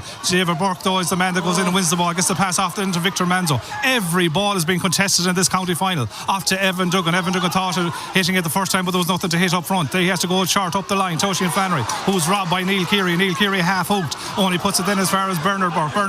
Thomas have a 3 inside now, so he decides to go long off the left hand side. Conor Cooney's in around the house in there as well, but the man that went back to read it well though is Kieran Hanran. He's had 2 decent county finals, this young lad coming out from the number 4 position. Hansey gets the pass off then to Tiernan Killeen, another man who's excelling. Tiernan Killeen is going to go for a score from a huge distance out. Will he have the accuracy? What a score from his own 65 metre line, and that does tell you that the breeze is worth a bit. Fine score by Tiernan Killeen. Yeah, great shot. But the standard of hurling under the pressure is very, very good from both sides. Like if the stick passing from Thomas is 20 or 30 yards, stick pass is very good. That time they got a ball into the full forward line, 3 inside. They could have gone either end, they cleared it. Now we're back. What is it? Level terms, 14 points Loughrea, 1-11 for St. Thomas's. Long ball again to the forward line, and Hanran picks it out there again. Number 4 in his back, good play by the cornerback, gets it off to Joseph Mooney, back in his own half of the field. Threads this ball up to usually one half of the double act himself and Martin McManus. McManus does well to keep it alive, tries to get it back out to Anthony Burns, but Cian Mahoney might get a touch on it. Shane O'Brien ends up on the ground. Back heading towards his own goal is Conor Cooney. Conor Cooney, the top scorer for St. Thomas, is back in his own nearly cornerback position. David Burke nearly let it slip out of the hand. He goes with the hand pass to Conor Cooney, very close to the sideline on his own 30 metre line. There's a free eventually deemed John McDonough. But this is the pressure, lads, isn't it? Yeah, and it's just beginning to see a small bit of pressure hurling involved. Like there's a small bit of errors being coming in on both sides. It's a bit mixed at the minute in regards to the quality of hurling. Effort is there, all right, no doubt, but players are getting tired. Certainly is, as Gerard Kelly will take the free, but you get the impression with 13 minutes of normal time left, the sides deadlocked, that we're now into the decisive period. What odds extra time? What odds penalties? Well, if a goal comes from either side, it'll be worth more than the 3 points here the way things are, because it's not a glimpse with either side, and it's evenly balanced up and down the pitch. Gerard Kelly with a free from his own 30 metre line out near the sideline. Long ball up the same side of the field, the far sideline. O'Sheen Flannery tries to go down on that ball. Again, a ruck ball situation arriving there. Paul Hooban is there. Paul Hooban is the man that's coming out with the ball. Then he's dispossessed on the way out. Pressure again coming from the likes of Darragh Burke in there. Eventually it's nearly picked by Jamie Ryan. Damien McGlynn is very close to it. Is won by the Loughrea man. He's fouled, and that's going to be a free for Loughrea, and a vital bit of work there by Cayman Killian. Yeah, we're kind of looking, lads, 47 minutes gone. Who's going to have the next hot spell? Who's going to get 2 in a row? Or who's the legs? Yeah, who's going to have the next? Like we've seen its way over and back now between St. Thomas and Loughrea, both having good periods of play. Whoever falls the next period of play on is going to go down the home stretch with advantage. When you go down the home stretch advantage, it's forcing the other team to do things that is uncomfortable and it close out the game. Yeah, you're probably going to find that Thomas will throw on the likes of Brendan Farrell, a big strong lad that often comes on and causes damage. Different to what they have out on the pitch. More direct and forceful under the high ball. Here's a long free from Jamie Ryan. Jamie Ryan inside his own 65-metre line. Ball was going wide, but David Burke stopped it because he had to play it. Gets it out into Conor Cooney. Can't get over how deep Conor Cooney is on a consistent basis in the replay. Gets the hand pass off to Cathal Burke. Cathal Burke then out to Dara Burke, and Dara Burke decides to go into the forward line, looking for Éanna Burke to take it down. Goes over his head though. Ball might break though for Victor Manzo. Victor Manzo does well to keep the ball alive. Gets it off then to Oisin Flannery, who swivels. What a score off his left-hand side. He was heading for the sideline. One of the scores of the day from Oisin Flannery. Unbelievable. A great score. Came back and swiveled onto his left side. You could hardly see him striking from there, but a fantastic score. Great score. That's a super score. 112 for Thomas's, 14 points for Loughrea.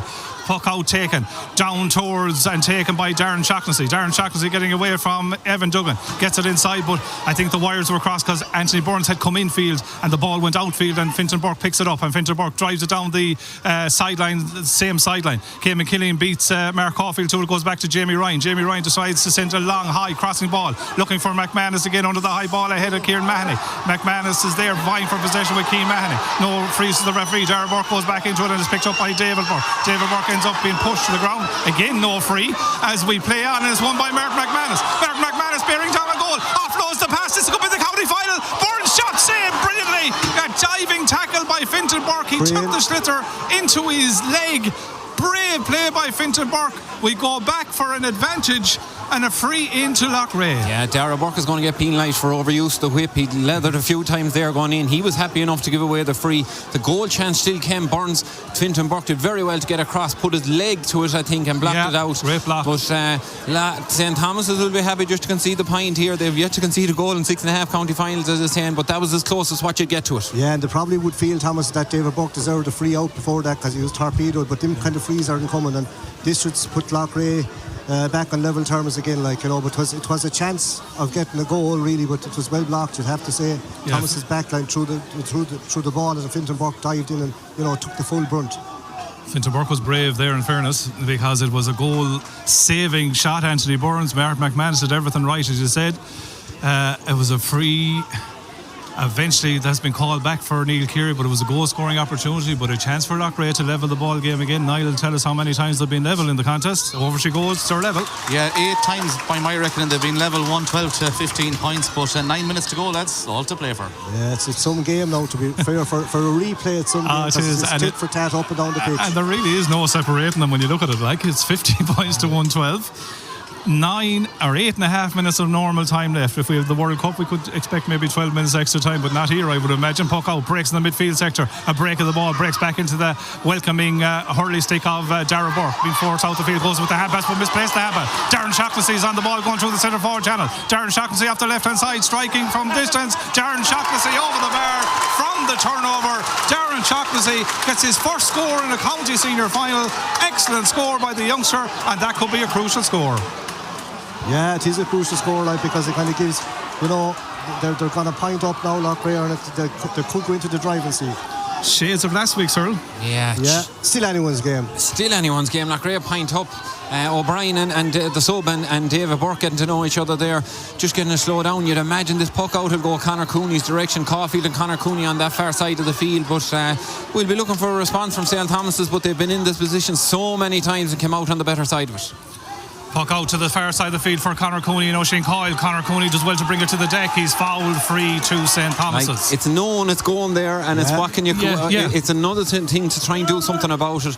Definitely a free. It was over around his neck, and Cooney is going to have a chance. It's exactly along the halfway line. It's towards the terrace side on that side, but his scoring record in the championship today and his accuracy from frees is a great chance for tie the game. And to be fair to him, he knew the puck was going to come on him. He still had to win it, but he knew it was going to come, because where else do you go? There was no way he was going back in the half back line. When you're in trouble, you give it to your top man, and that's what they did.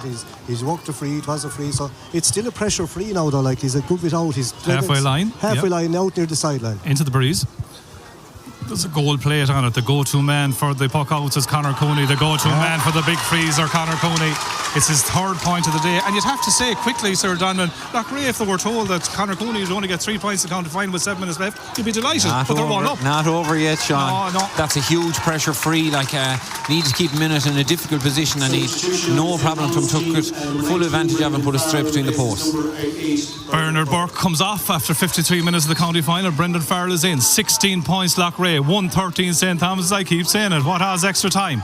The puck out down on top of the half forward line. Well won by Darren Shaughnessy. Great catch. The confidence is up after the score. Comes to ground though, loses the ball. Again, a ruck develops inside the 45 metre line for the ball. John Hay tries to come out to it. Tiernan Killian gets a touch to Ian Hanran. Ian Hanran gives the pass because Cayman Killian was asking for it. Cayman Killian has already scored a point since his introduction, striking this one well to the left and wide. Just slipped as he was striking. Like, the move was on.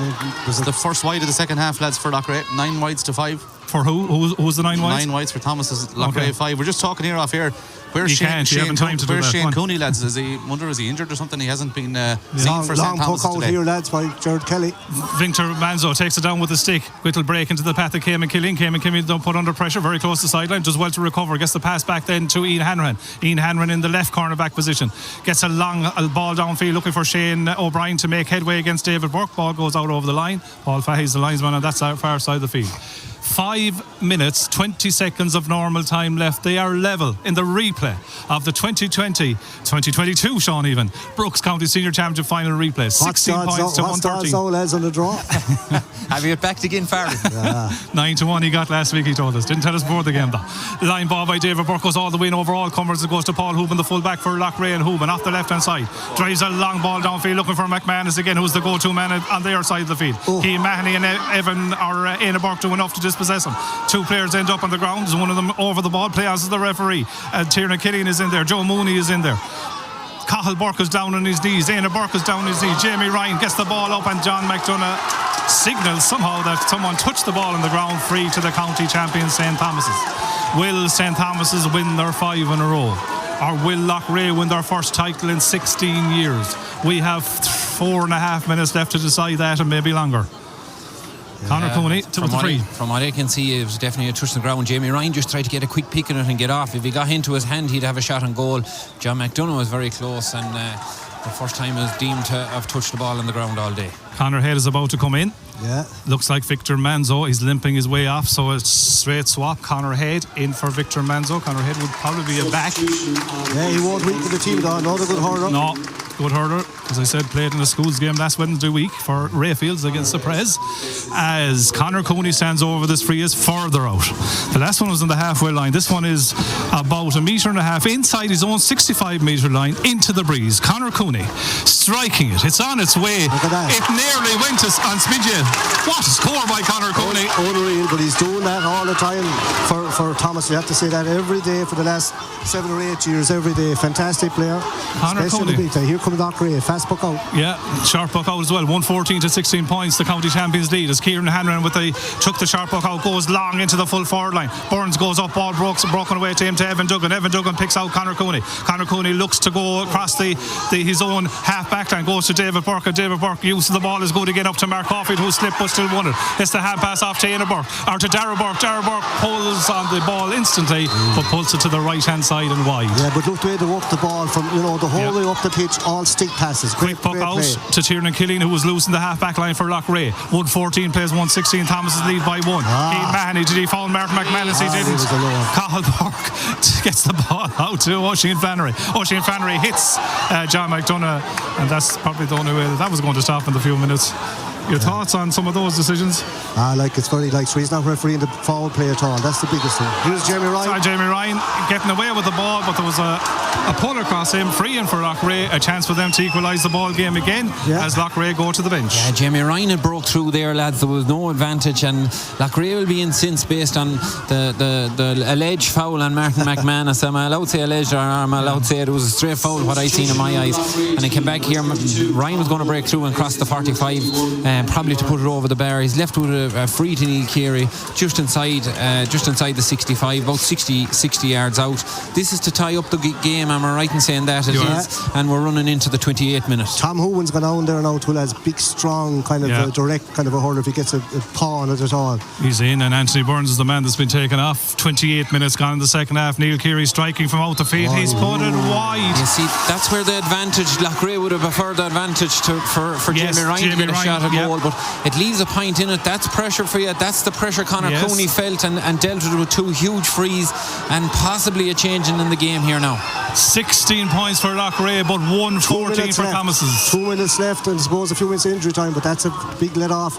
Jared Kelly is tempted to go sharper. I don't think he will. What I'm looking at, he's not in a hurry taking the puck out, because he leads by one. Goes long down the top of Damien McLean. Johnny Cohen went off the ball, broke though into the path of Éanna Burke. Éanna Burke is inside the 45-metre line. Could he get a point from there? Éanna Burke cuts it high, puts it over the bar. His second point in the county final. Are the champions kicking for home? 114 Thomas's, 16 points Loughrea. Looks like that now. The 2 points is a dangerous lead, but looks like Thomas's have gone to the front when they need to be. 59 minutes gone on the clock, a 2-point ball game. Gareth Rucknan goes long with the puck out, down on top by Shane O'Brien, but won by David Burke, who turns, swivels off the left hand side, sends it up the field. Johnny Cohen and Éanna Burke end up on the ground. No helmet on Éanna Burke, so we have to stop the play. John McDonough is indicating 4 minutes additional time, lads. 4 minutes, okay. Johnny Cohen felt he was being held there, lads, and Éanna Burke's helmet ended up coming off him, but that was from the action of him moving. I thought it was a free out before free, and it looks like it's going to be a throw ball in a Burke still has his helmet off at the minute. Yeah, there's a hurl gone flying. Throw in takes place between the 45 and the 65 metre line. Thomas's lead by 2, 115 to 16 points. 29:51 gone on the clock. Cayman Killeen is trying to pick that ball in the ruck situation. Brendan Farrell's in there, host of players in there. The ball sprays loose out to the speedster on the right man from a Loughrea point of view, Jamie Ryan, who puts on the turbos, goes past the 65, goes past the other 65. Jamie Ryan is going to take on a shot from under the stand. Jamie Ryan off the right, or going to the right and let off. I don't like to see what I see there. He's getting a bit of, there was something happening off the ball there. Jamie Ryan was heading towards the sideline, was getting a bit of goading from the Thomas's sideline. You don't like to see that. As he heads back in. I'll tell you, there's no love between the neighbours now, as the next puck out comes from Jared Kelly. 115 St. Thomas's, 16 points Loughrea.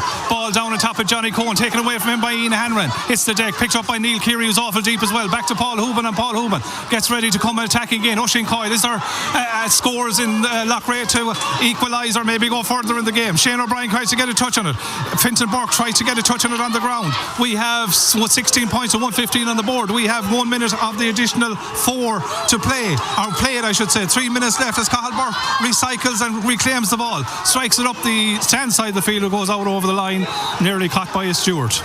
Oisin Coyle, what do Loughrea do now? Do they work 2 points to equalise it? Do they go for a major? I'd say Jimmy Ryan tried to put it in around the square. It's been brought up a good bit now. He's getting it. Yeah, like it was well out. So it's on the 45 in front of the Thomas's dugout, where he got plenty of stick, plenty of verbals for the wide. He hit 2 minutes previously. Jamie Ryan on the 45 metre line.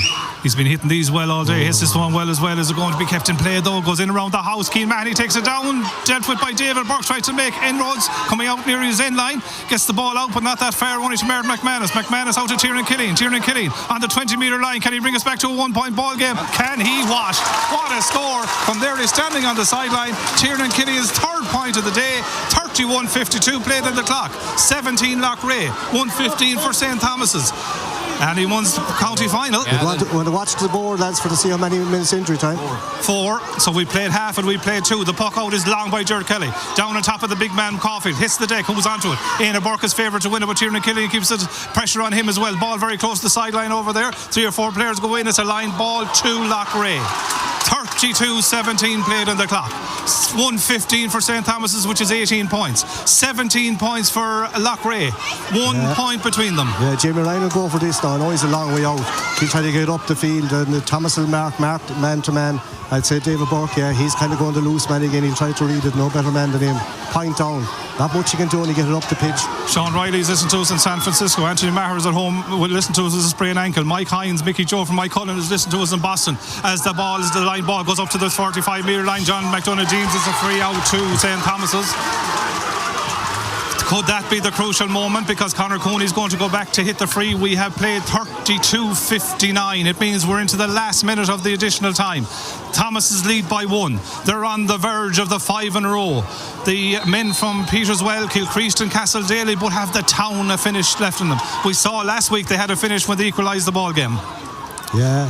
like they'll still see Kenneth Burke is kind of calling back players as well, just to, set up after this almost. Conor Cooney with the free on his own 45 metre line into the breeze. He's a mile out, but this fella is no ordinary player, this guy. It's going to drop in around the 20 metre line, flicked on by Éanna Burke, ball breaks, and it's seen Hanrahan coming out of defence. Can Loughrea get the ball off feet to get the equaliser? Off to Neil Keary. Neil Keary, this is Shades last week. Neil Keary in the number 5 position. Neil Keary striking from the number 5 position. It's going to the left hand side and wide. Should he have kept the ball alive? He should have carried it another 20 yards. He definitely should have carried another 20 yards. He didn't realise the space he was in. He should have ran it to his own 65. He placed the feet, planked the feet and hit it, and that's just outside wide. Yeah, it's just a critical moment and a critical time. Jared Kelly is in no rush to puck out the ball. You can't blame him. Doing the right thing at the right time, Jared Kelly. The referee blows the whistle. It's all over. St. Thomas's have done the 5 in a row. 115 to St. Thomas's, 17 points to Loughrea. 7 county titles they have now won in their 7th county final appearance. The 5 in a row has been won in their 5th final in a row. Their 7th county title in 11 years. 2012, 2016, 2018, 2019, 2020 and 2021. Unbeaten now in 7 county finals, 8 if you want to count the replay. They won it the hard way, but St. Thomas's are county champions. Yeah, I'd have to say deservedly so. A fantastic game. It could have gone either way, but I suppose the best team always wins. The same in the last, it was level a lot of times. Loughrea would kind of say ruled the future, but they hadn't that many chances today. They didn't miss that many, really, to be fair.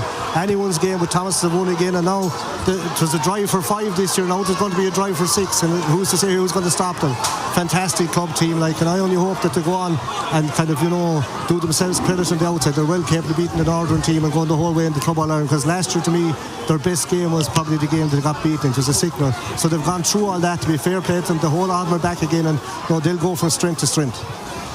Yeah. Loughrea will have many doubts over or will have many regrets, Sir Donald, over the 2 days. Yeah, it's the 2 frees by Conor Cooney that were critical. They were both difficult frees, both just inside his own half the field, and he hit them arrow they were unbelievable shots of goal. Loughrea in their phase of play obviously had a few chances down the home straight that they'll be sorry for, especially the one at the end to force extra time. They had won it back in their own 21. They ran it out to a position, and I think it was Keary that hit the shot, was it, for a finish, and it just tailed wide far side. I thought they'd get another crack at it. It was just crossing. Jared Kelly was slow getting the ball, and it was just crossing the 4 minutes up, but not to be. Look, we're talking about St. Thomas. We're seeing one of the greatest clubs in a spell in the history of what I've seen, and I've seen some brilliant teams in regards to Sarsfield, Athenry, Portumna, but they're up there 5 in a row, is there with the very, very best, and they'll go on to the All-Ireland series. Shane Cooney obviously must have had a knock. He didn't play any minutes in the game, and that's a big call, wasn't it? Shane Cooney's non-involvement. David Cherry, of course, not involved either. They've got to stretching point. Yeah, James Regan. Cooney could be injured now from the last game, because he's good enough to be on. It shows that if they get these boys back, they'll be getting stronger, and they'll have a right cut at the All-Ireland Championship. Well, what it does also is that it makes you think about the talent that they have. Man of the match, I suppose, selection will come up next. Your thoughts? Well, I suppose really. I think they're giving it to Mark Caulfield for the 1-3 he scored. But David Burke was outstanding as well at centre half back. But there was brilliant players all over the field in both teams. In fairness, it was an outstanding game, and Thomas is the champions. Loughrea had a couple of chances near the in, lads. In fairness, probably a little bit of inexperience maybe. Neil Keary had the free and the one from play as well, and there was Jamie Ryan's wide. There were chances that were under pressure. Yeah, when I talked to David Burke's display, I know Caulfield was fantastic. He deserved man of the match. A new guy coming in, 1-3 from play, but I thought David Burke come back centre back, dominated the game again. He rolled back the years, and he's doing that so often. It's hard to believe. I suppose, could Loughrea done anything different? McManus on the inside line, with the way he wasn't getting possibly the protection as another referee would have given him, he was being fouled constantly, and so them long diagonals to him or them balls inside to him, well, if it came under Anton in contact, he wasn't getting the better of that. And could you have brought him to centre forward, or could you have brought him to wing forward in order to do a running game to get him? He is a shooter and he is a good shooter, but unfortunately for him, he was tied up well today, and Loughrea would be insist in would probably be disappointed with the way that was refed in that key moment where I thought he was fouled and it came back out for Neil Carey's free straight away after. That was a key minute in the game, and it gave when it came back up, Conor Cooney had his chance of his second free, the more difficult of the two, and he nailed that. Look, it's not easy losing the county final ever, but I think Loughrea will have huge regrets, won't they, over the 2 days? Yeah, because they will feel the first day they got a great start and took the game to Thomas the whole way through and led the whole time, and then Thomas, to be fair, came and got in front, and Loughrea came back again and equalised. Today Loughrea decided to go against the breeze. Maybe it wasn't that much, so there was nothing in it at half time to steal anyone's game, and the free taking, young Keary, it's a see, every free looks easy for us out here. Just he didn't nail down, whereas Conor Cooney's very, very experienced, and they were so used to it. And the long range free taking of Cooney is unreal altogether. In his own way, he won that game again. I know young Coffey got a goal and 3 points, but the free taking, when you look at was vital. As you say, it's probably vital in every game, but more so in the winter time when only get a few. But you have to take your hat off as well to St. Thomas. I'm just thinking of the last 3 county finals for Lowen. 2 points against Turrock in 20. Yeah. 3 points against Clarenbridge last year, 1 point this year. They know how to win these type of games, don't they? Yeah. The significant thing I think this week is they didn't let Loughrea away early doors, which they did last week, and Loughrea had that 6-1 lead. The goal kept Thomas well in the game from the start, and it was as if it was a game management and composure and experience that nearly got them over the line. Yeah, and even near dangerous when you should say that composure. A good few times David Burke gave the ball short to Cathal Burke, who gave it short, say to Dara Burke, up along the wing to Conor Cooney. They are very experienced, and they control the game, whereas Loughrea wouldn't have that experience, kind of took a few snapshots and took the wrong options, even near the very end they could have carried. But it's very easy for us up here, so that look at Loughrea, learn from it. It's a tough one to take. It is. It's a long year, whereas Thomas is going to have a great. Well, they're out in 3 weeks' time in the All-Ireland semi-final, so it's totally different scenario than normally in Galway Club Championships, that you're in an All-Ireland semi-final now in 3 weeks. Yeah, and Dara Burke has a big day coming up as well. But look, they'll handle that in their own way. They're great champions, as Sir Donald said. They're as good as any team that's left Galway any time, and I think they owe themselves an All-Ireland.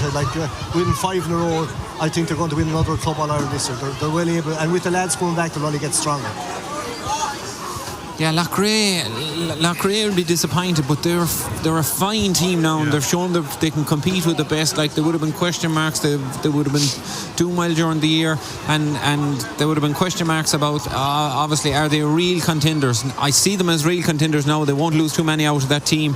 They've showed they've battled with the best for 2 days there, and they're young enough to be a force going forward. It's obviously disappointing going out over the Quincentennial home this evening. They'll be severely disappointed at the way things have gone for them, but their performance over the 2 days has been absolutely brilliant. It's a credit to them, and I think they'll be back. I think there's a county final in that team. If you asked me that 3 weeks ago, I'd have been questionable about that. I think if the management team keep them going, get them together, find another 1 or 2 more players coming through the system, but they've played some brilliant hurling here over 2 days. And I think the final we have to mention, as well as the presentation, or they're just getting ready here now for their presentation. Todd Gagan is the chairman of the Galway Hurling Committee, who will have the honour of presenting the cup for the 5th time in a row to his own club man, that is Conor Cooney. But I think we have to compliment the standard of the 2 finals as well, lads, and how good they were. Yeah, the standard of the 2 games played at this time of the year, the standard of hurling was fantastic. It was top class, played in a great spirit, and today, again, was a tough day to play hurling, but they played it the way it should be played. And these guys, as you know, Sean, they know one another inside out, and they'll probably go and eat or drink it together afterwards. A great day for Thomas's, a tough day for Loughrea. What we'll do is we'll just take the presentation speech now by the chairman of the Galway Hurling Committee, Todd Gagan. A massive thank you to them for holding the event the 2 days and for having it in such wonderful condition both occasions, so well done. Our games aren't possible without our players, but also without our officials. Thank you to both sets of officials, both the last day and today, for helping provide to such entertainment in both games. Massive thanks to all of the referees who have contributed to the Brooks Galway Senior Championship throughout the year as well. Thank you very much. We're very fortunate in Galway GA to have such a good sponsors. No better than Brooks in their hurling championship. To Liam Brady and all his team in Brooks, a massive thank you. They've been fantastic sponsors for the last number of years, and we're very lucky to have them. Thank you very much, Liam.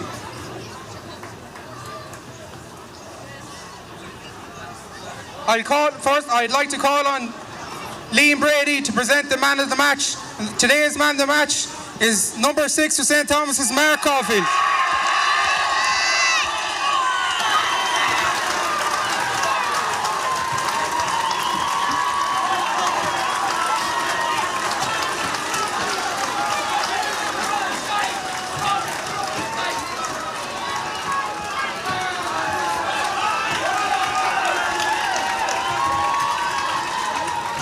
While today belongs to St. Thomas's, no doubt they'll have long celebrations. It's a magnificent achievement they have achieved.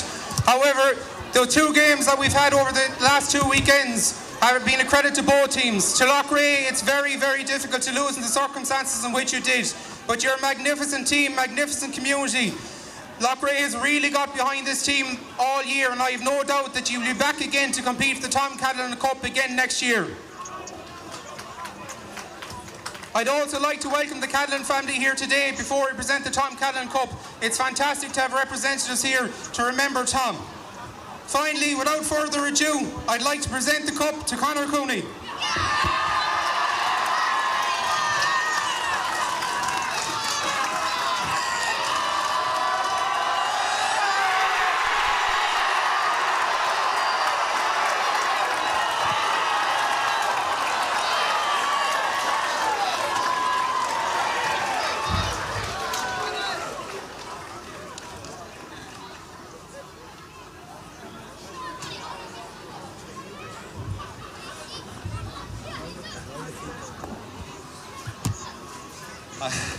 I need a second to compose myself here. I suppose the bit of, yeah.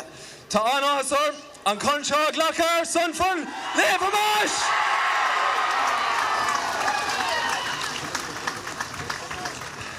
It gives me huge pride to accept this cup for the 5th year in a row.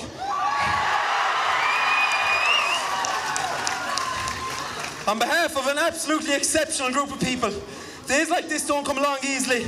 We've weathered tough storms and we've come in for some criticism as well throughout the year, but thank God we've come out the right side of a storm again today.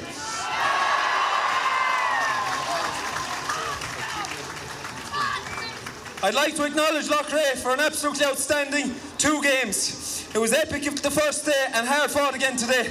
You've been exceptional all year and no doubt there are brighter days ahead for you. A round of applause please for Loughrea.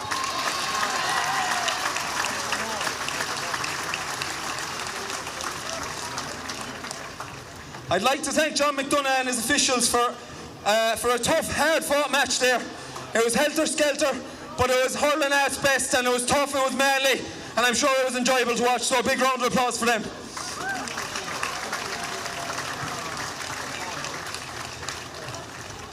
I'd like to thank the County Board officers for facilitating this year's championship and today's game. The grounds and facilities here were in great condition again, considering the time of year. I'd also like to acknowledge the work of the ground staff. Round of applause, thank you.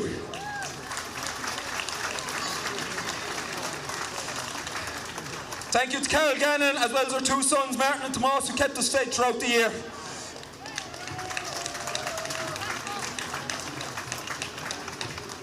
We have an excellent backroom team around us that keeps us fit and healthy. I'd like to thank our physio and medic, Shane Biggins and Patrick Healy.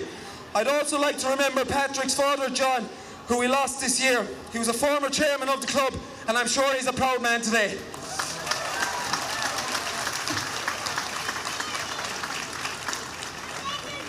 To our sponsors, Colin Burke Electrical, Eastern Electrical, and the members Cordra and Ave Tomas, as well as anyone both local and further afield who supports the club's fundraising efforts so generously in the lead up to today's game. Thank you all.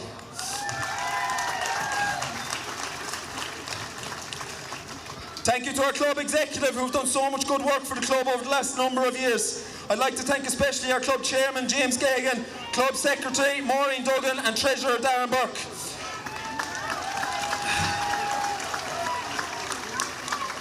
Thanks also to Noel Burke for keeping the club training facilities in top class condition throughout the year.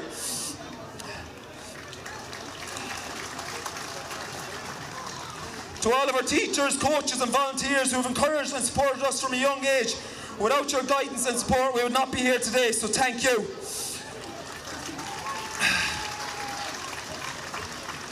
To all of the partners and wives who support us and help us to pursue days like this. Without your support, we wouldn't be here today, so thank you.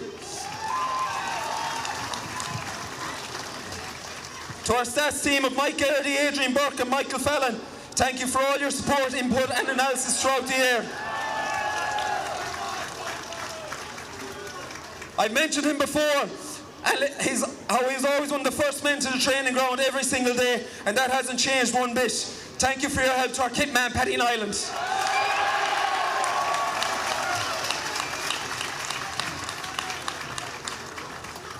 To win a county championship is a difficult task. To win 5 in a row certainly doesn't happen by accident. And we're very fortunate to have a management team that constantly challenge us to improve, to develop both individually and collectively. I'd like you all to give a massive cheer to our management team of Carl Daly, Adrian Sherry, Tommy Fitzgerald, PJ Kelly and our manager, Kenneth Burke.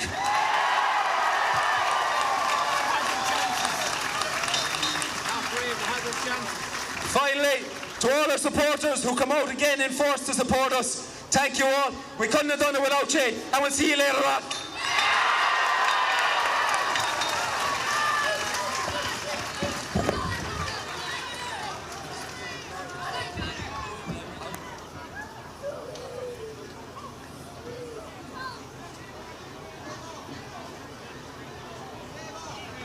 Three, two, one, 1, 2, 3.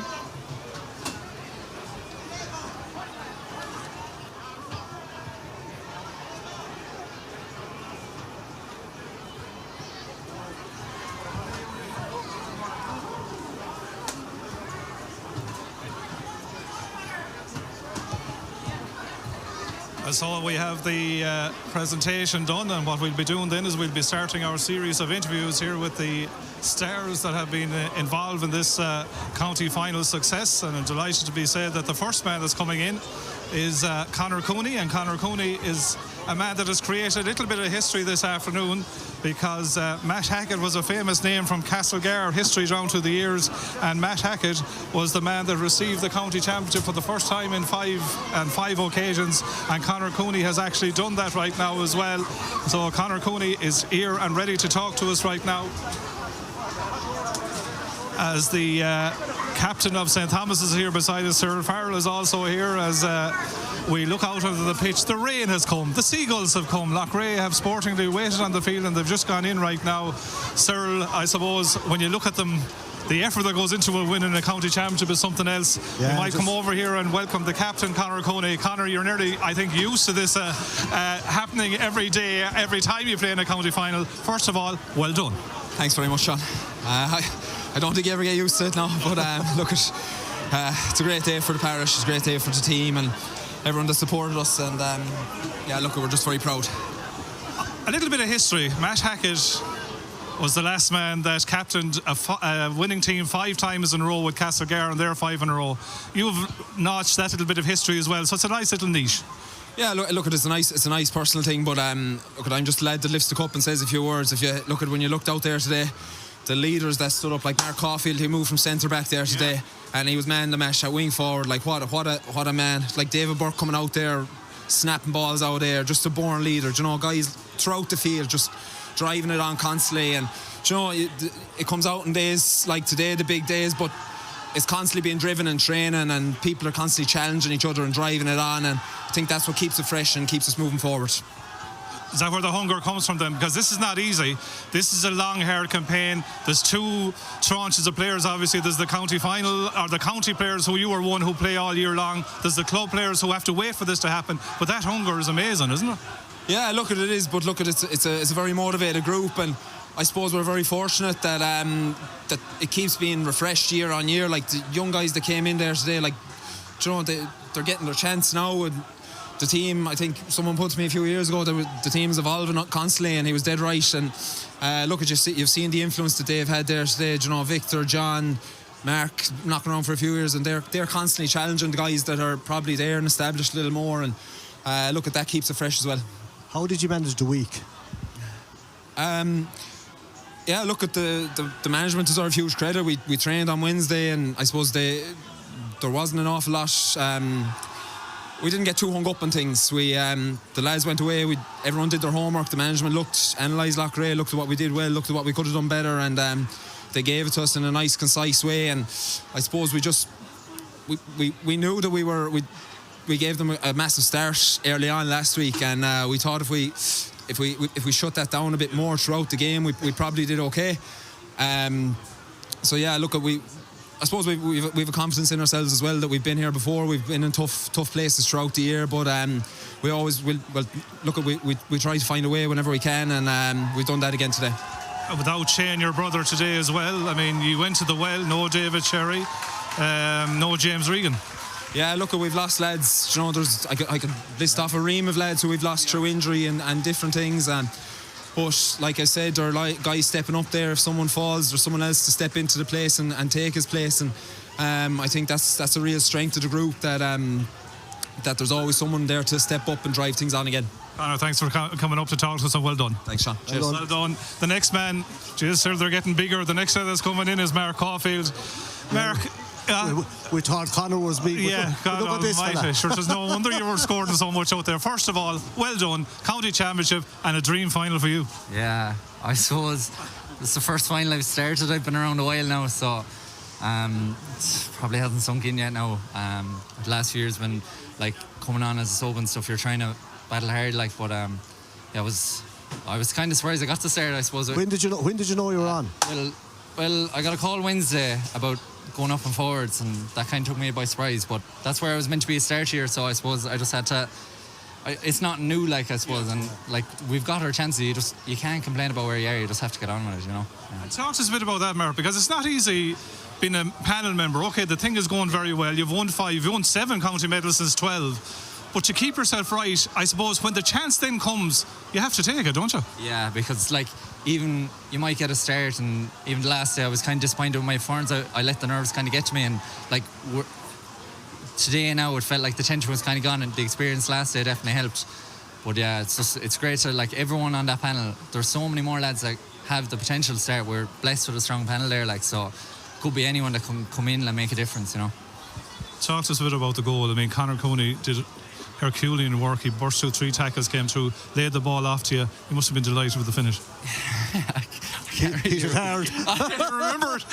There was no aim to that. I was just get rid of the ball before anyone came near. Yeah, but like Conor sucked in how many, like, you know, his potential to go. He ran about 20 yards. He just opened up the whole pitch, like, so you have the easy part there when Conor does that, like, so. Key moments in the game. I mean, there was nothing between you over the 2 games. To think that you went 2 games, 1 point was the margin. Yeah, you have to have a bit of thought for Loughrea as well, because they're 2 massive games. Yeah, like, they were unbelievable. Like, I suppose that was the biggest challenge last few years. Like, we seen them coming all year. Like, we played them in the league start year and they were unreal. Like, and like, if you're looking through their team, like, there's so many of them that are under 21, 22. Like, so, like, that's only the start for them, really. You know yourself, like. And find a little bit different, Mark, in the sense that in 3 weeks' time you're out in the All-Ireland semi-final. So I suppose the first time that a Galway team have that dynamic, usually it's after Christmas.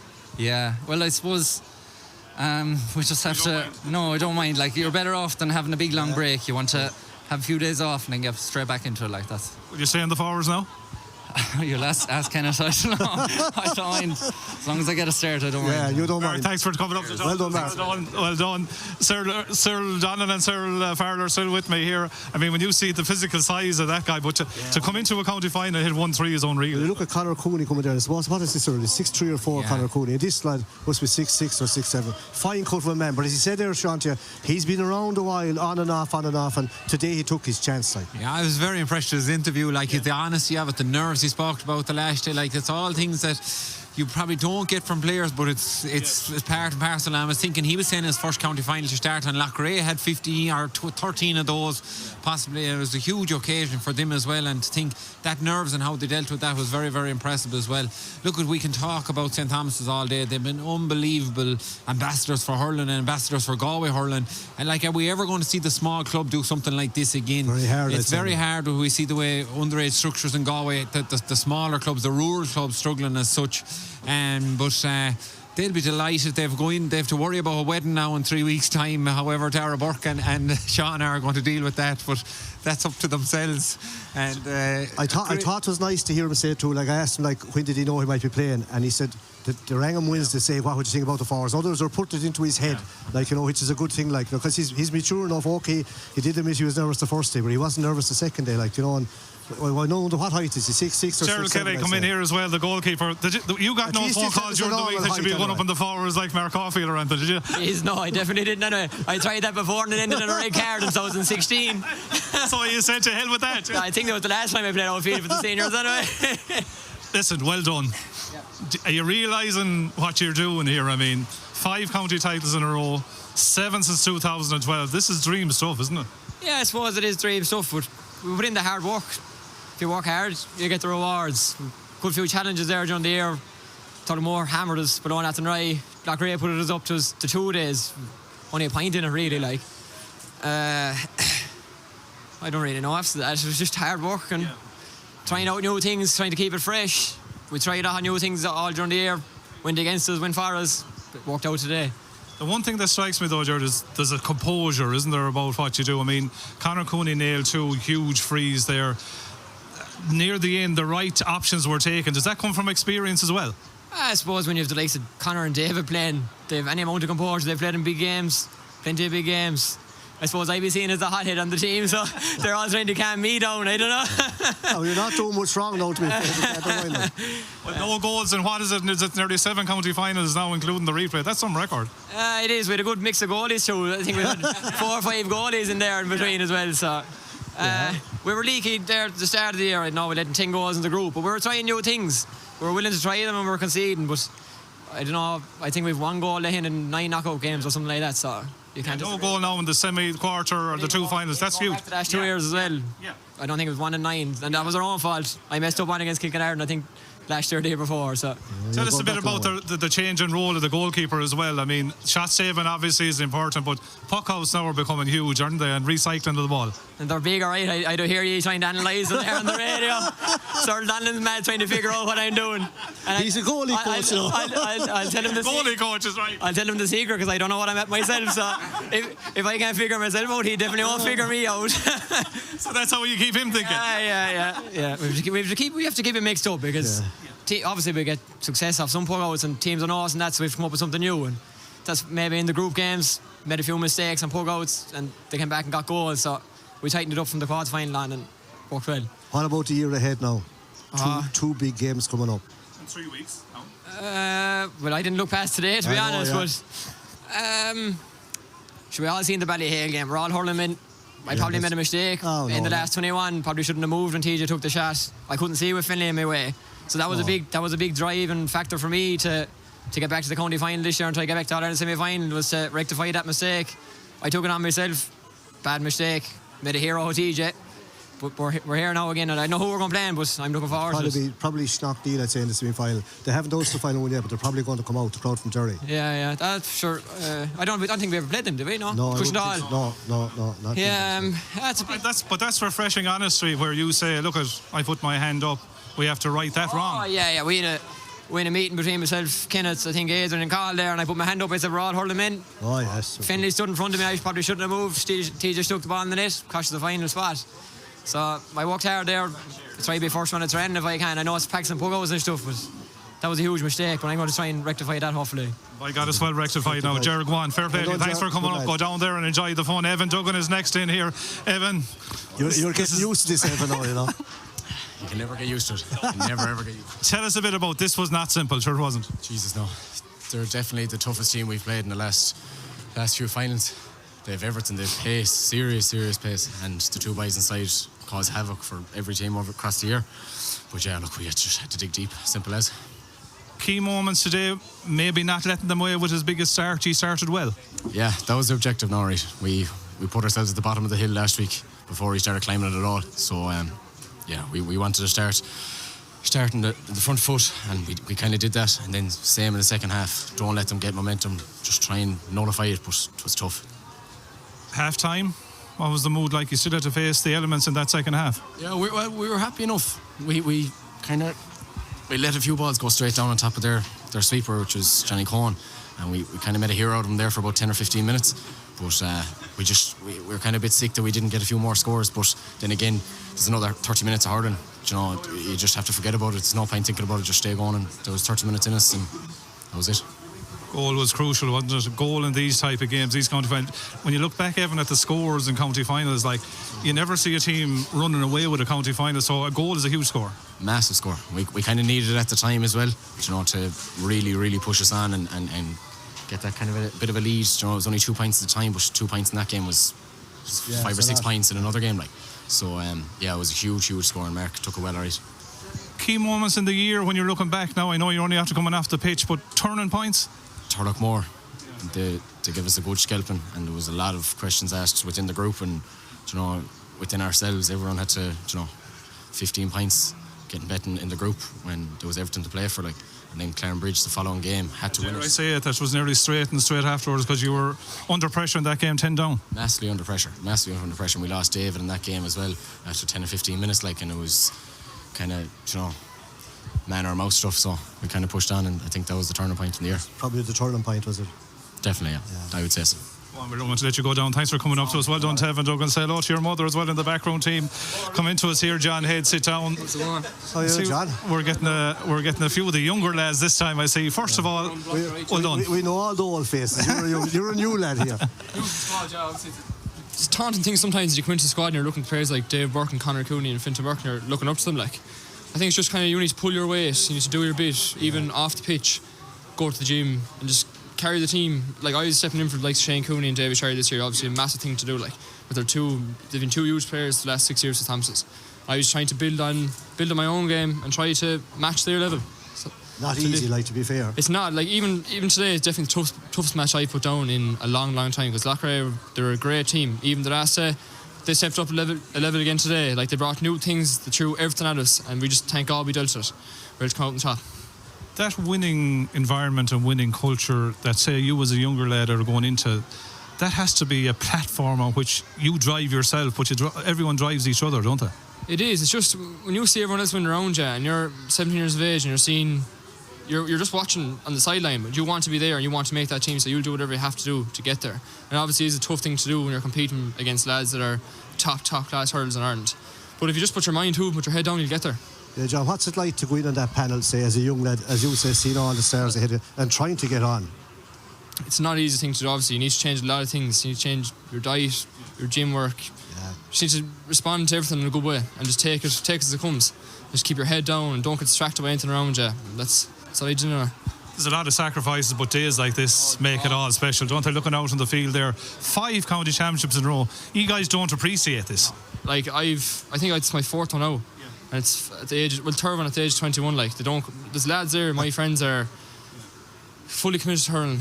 They do everything we're doing, it's just they can't get there. And it's a tough thing when you put all your time into it. You go straight from work, you do everything around hurling, you literally base everything around hurling to come to this day and win it. And it's something else that's phenomenal. You can't describe it. But it's what you are and what you're about, isn't it? 100%. Every day of the week I want to be here. I want to be in this spot. I'll do whatever it takes to get here. Next year again, 6 in a row. 6 in a row, 7 in a row, 8 in a row, hopefully. John Head, thanks for coming up. Well done. Fintan Burke is in here beside us as well. Another small lad. Yeah, we were talking about Mark Caulfield a while ago. We were looking up at him, but how are you getting on? First of all, congrats. Thanks, William. How are you, lads? Are you well and happy? Oh, well. Good lad. Yeah. Happy enough, sure. How could you not be? Yeah. Another Titanic battle. Absolutely. I suppose it was never going to be easy. It's probably a pity that the club championship runs so late. Like, when you look at the footballers who got to the All-Ireland final and they finished a month ago. Yeah. Like, it's just a pity. It went into that bad bit of weather, didn't it? Like, coming in the road, sun is shining, you're looking out the window and you're saying, "Jesus, it should be a great game," but in the back of your mind, you know that no matter what happens, it's going to come down to the end, and it's just going a bit of jogging. Yeah, it is all, and you're guaranteed a shower when you come in here too, in fairness. Like. Would you agree with this, that is all the time saying that the season should be flipped, that the club should be first and counting second, in that the better venues would hold up in these type of conditions for the county players? Sure, like... Or it's hard to get it right now, is it? No matter what way you go, someone's going to be losing out. Like, the most taxing part is probably for the county player to play. You're playing 6 months county, like, you're back training next week now. Yeah. Say, whenever we... Yeah. Lose, you're back in. Like, we haven't stopped 5 years. Like, you don't get no break. Like, you don't have the club All-Ireland. Yeah. It's just straight back in with the county. And describe that for people, because I mean, this is your life, isn't it? I mean, as a county player, and now with a very successful team, you have 7 county medals. Like, there's no downtime here. There's no holidays. There's no nothing. No, and I suppose, like, if you look at the last, like, we've won 6 out of the last 7 now. Like, so that's 6 years there that you're on the go constantly. Like, she's always giving out we're not going on holidays and stuff like. But it's the sacrifice you make. Look at all the money you're fairness, earning. yeah. So there's a lot of people behind the scenes that you don't see. Like there's family that are missing out on holidays. Darragh Burke's wedding is on in 3 weeks' time on Saturday, and like you're going for the dinner and you're going home. You know, his own wedding, he can't even celebrate his own wedding. Like, you know, it's small things like that people, that Sunshine supporters above the stand, or people on Facebook, you see them yourself, that they be, you know, one mistake and they be the first one to coach you and give out your, you know, like it's a massive sacrifice, and the reward obviously is today, and it's mighty for us. But when you look at the likes of Loughrea, like they've sacrificed just as much as us this year, and they've, you know, nothing to show for it. Like, you know, the margins are small, aren't they? tiny. You know, like. They could have bet us there as easy as we bet them. Like, it's just coming down the home straight. Look, like, in fairness, like when you have lads like Conor Cooney and David Burke, like, all you have to do is stand back and watch them. Like, but you have a dream connection of players. I mean, Damien McGlynn is next up here that we'll talk to, but there's a core of players here that are an exceptional bunch, aren't they? Now you're also maximising it. Oh, absolutely. Like, I suppose, like, you have your David Burkes and your Conor Cooney, say, but like, it's the lads that people don't realise. Like, we have never ever in the last 6 years had a full team. This year, we missed David Sherry for the full year, Shane Cooney for the full year, Sean Scahill did his Achilles heel, Darragh Cormacan did his shoulder. There are 4 lads that you'll be playing. James Regan didn't even play a county final, like, and he's our best player. I don't care what anyone says, Conor Cooney and David Burke, you know what they're like. You know what the likes of Ian and these boys are about, Darragh. But it's James Regan does that dirty work that no one notices until today. You don't notice it until he's gone, is the problem, like, you know. That's always it. But like, you'd have to say, to be fair to the Thomas's club, every year they're getting a young McGlynn, or, you know, kind of a young lad coming through and making the team, which makes a terrible difference. Like, all you're looking for is, like, people that often say to me, what have you come out? We couldn't field an under-21 team this year. That's just the way it's gone. Like, and I seen an article about East Galway, like South Galway ourselves, the same way. Like, we were struggling for numbers full time, but the way we look at it is get one or two young lads every year, bleed them in, see how they go. Like, you don't, you know, like, there's no point you could keep playing the older lads all the time, but in 5 or 6 years, you know, they're no good to anyone. You just have to keep that kind of the core young lads coming through the whole time. I know it's been a long year around, but I really think, like, Thomas's deserve it for themselves to go the whole way now, winning All Ireland. I know it's a tough call. Yeah, like, I suppose that's like what happened last year. Yeah, like, I remember. To me, that was the best. In fairness, at half time, a big motivating factor was that, like, I'll never forget it for as long as I live. He'd been in the dressing room in Thurles after Ballyhale scored the last minute goal. I mean, there was 30 lads in that dressing room crying, and everyone, and we made a promise to ourselves in that moment after that game. We said, we'll get ourselves back here. And in fairness, everyone bought into it again. Like, it's not easy going from an awful, like, in fairness, very successful team the last 5 years, granted, but we've had our fair share of setbacks. All Ireland club semi-final, lost 17 points. Ballyhale last year, like, there's always, you know, Borrisley, like, so there is always that driving factor to drive it on, like, you know. Fintan, well spoken. Go down and meet them all and say hello to the lad. I'm a snack box. I'm a snack box or two. Damien McGlynn is the next man in here. Damien, I don't know how you fit into this team at all. We interviewed Mark Caulfield and a lot of these big tall lads. You'd be looking up at them, lads, yeah? Big in the heart. First of all, as we say, teacher, well done. So, thanks a million. It's a great achievement, all right. When the final whistle goes out there on that pitch, what's the first thing that comes into your head? Is it euphoria? It's just relief, maybe. Thank God it's over. Do you know, it's surreal, like, and even I know we've done. This is my 5th year now playing, and it's 5 in a row. But like, it doesn't. It's easy to 5 years, 5 county medals. Like, it doesn't change. It doesn't change. Like, every year is the same. It's just that surreal feeling that you've done it. Like, and it doesn't. I know people do talk about how you stay hungry and how you stay going. But the feeling you get when that whistle blows, and the feeling tonight being together as a group, like, you don't get sick of it. You never get sick of it. Talk to us a bit about the game itself. I mean, it was another classic in terms of intensity. Everything. You started well, got away from them a little bit. They came back, but coming down the home stretch, they had chances as well. Oh, they did. And look, it could have easily went the other way. Like, it was a dogfight. You know, we had wides, they had wides. Down the Pearse Stadium breeze, it's always there. It never changes. Like Neil Keary was unfortunate there, he missed a free. Like it could have went either way, but I suppose it's just that bit of experience I think got us over the line of being able to find a way. And it's the same we've had the last few years. We'll find a way, we won't give up. I suppose it just worked out for us, that bit of luck. And obviously it's heartbreaking for Loughrea. Like, they did nothing wrong. They put it up to us the last 2 games, but just luckily it went our way today. That composure, that in 9 out of 10 balls you'll do the right thing. Does that come from a winning environment that knows we can get there? Yeah, I suppose. Like when you've done it before, you kind of have that bit more belief. And then like the likes of me, I'm only a young lad, but I'm hurling here with lads that have to say that David Burke. You're saying Conor now. So I'm hurling with lads that they've done it all. Like they've done it all. And when you're training 3 nights a week, watching them lads, and kind of every night you go training, you're trying to be as good as the Davids, the Connors, the Cahills, the Fintons. They set the standard, and you just want to be as good as them. Like when I was younger, they were the lads I was watching. 2016 when they played Gartier, they were all my heroes. Like, and now I'm beside them. Like, so it's just you always want to be as good as them. Like, and it'll never change. Every year is the same. How was it they put Caulfield up in the forwards? They should have done it earlier. I don't know what Kenneth was thinking all year. Yeah, it was just, I suppose. It was a great move.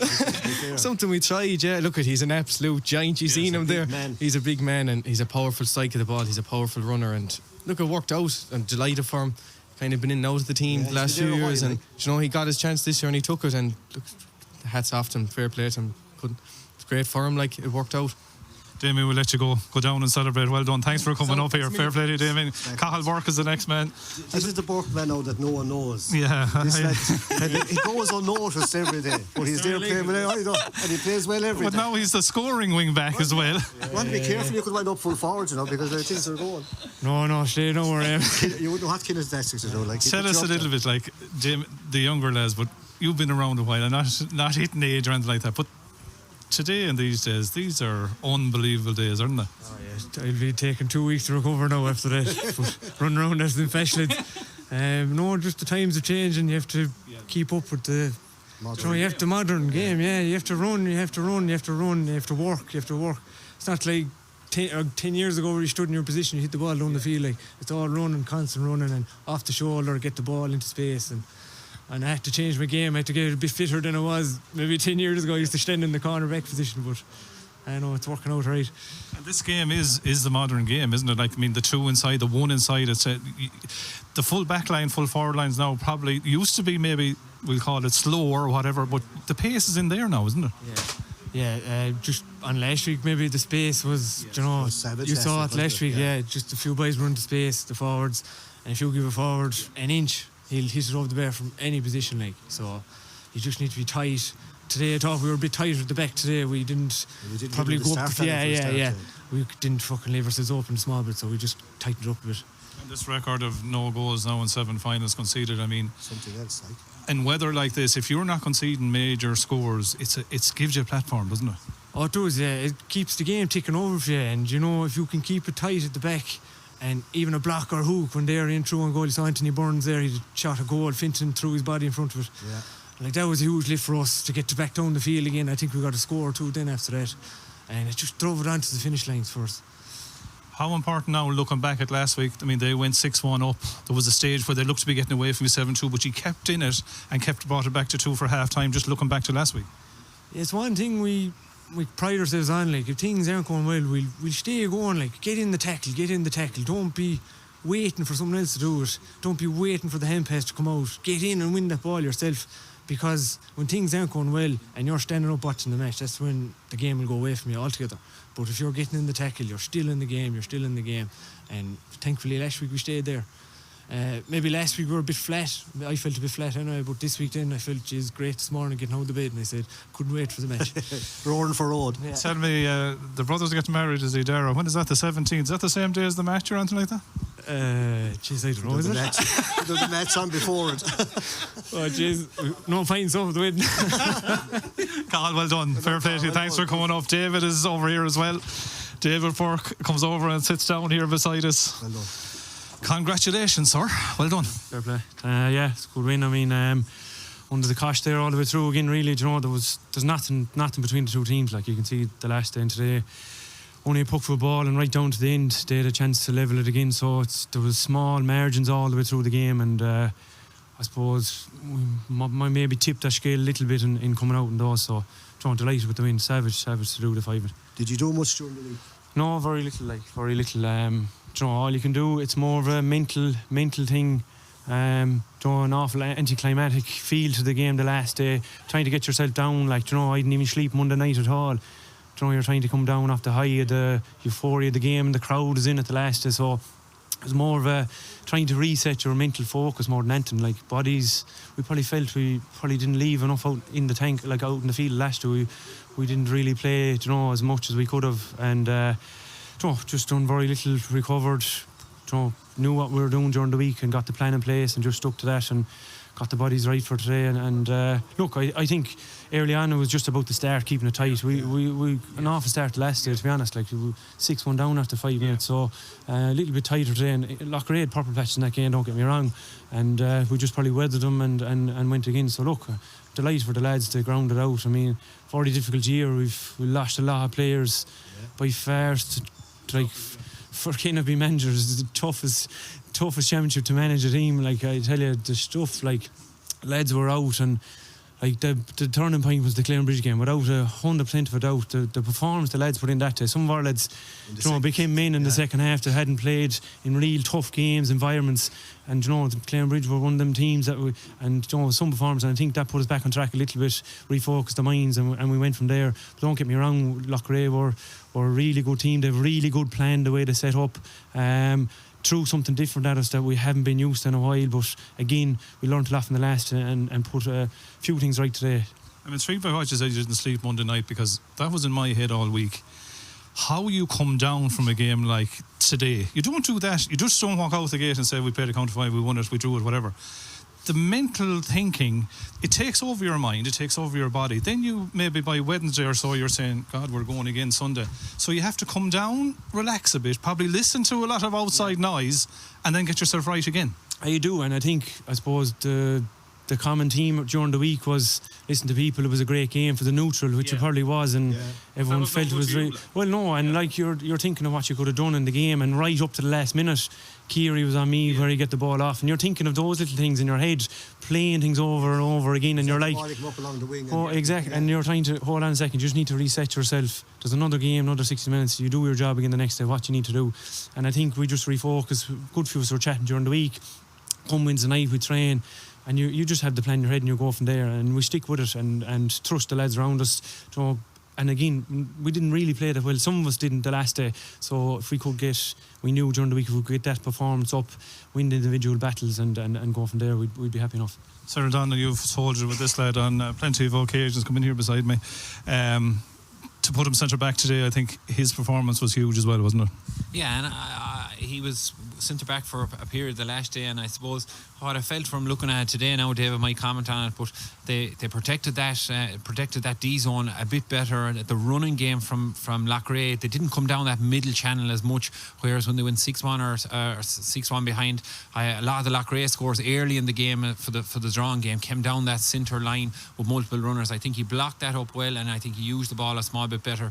Did you talk about that during the week, David? Or? Yeah, 100%. Like, it was definitely something we needed to focus on from the start, was to be right in the game. Like, they were going to come 100 miles an hour again. We just needed to match that, and like we knew ourselves, we give them up. They probably rattled us a little bit last week with the way they'd set up. They probably were very happy with their matchups. The way they lined out, they caught us off. They kind of dictated a bit last week. 100%, they did. They definitely did. It took us a while to get in, but I thought, feeling after the maybe 15-20, we were right in the game and hurled well all the way to the end last week then, but we needed to kind of grab that, if we could, that kind of shape, and it was hard even early on there. Now I found there Dylan Shocks was getting on a lot of ball, and he was pulling and dragging. He was going deep out. Do you go or do you? Doing that job for Loughrea very well all year at 11, and I'd seen him doing it against Turlock as well on Dahi Burke and that. And you have to go back and watch McManus, and man, he was battling with him, and you have to think of all those little variables within the game, and you're trying to and fro and knowing who their shooters are. Jamie Ryan got 2 or 3 points early, and last week he didn't really hit any early. Last week he came good at the end, so it was definitely something we looked at, and we had to block up that little bit, but they still got scores early and started, and I think we started well.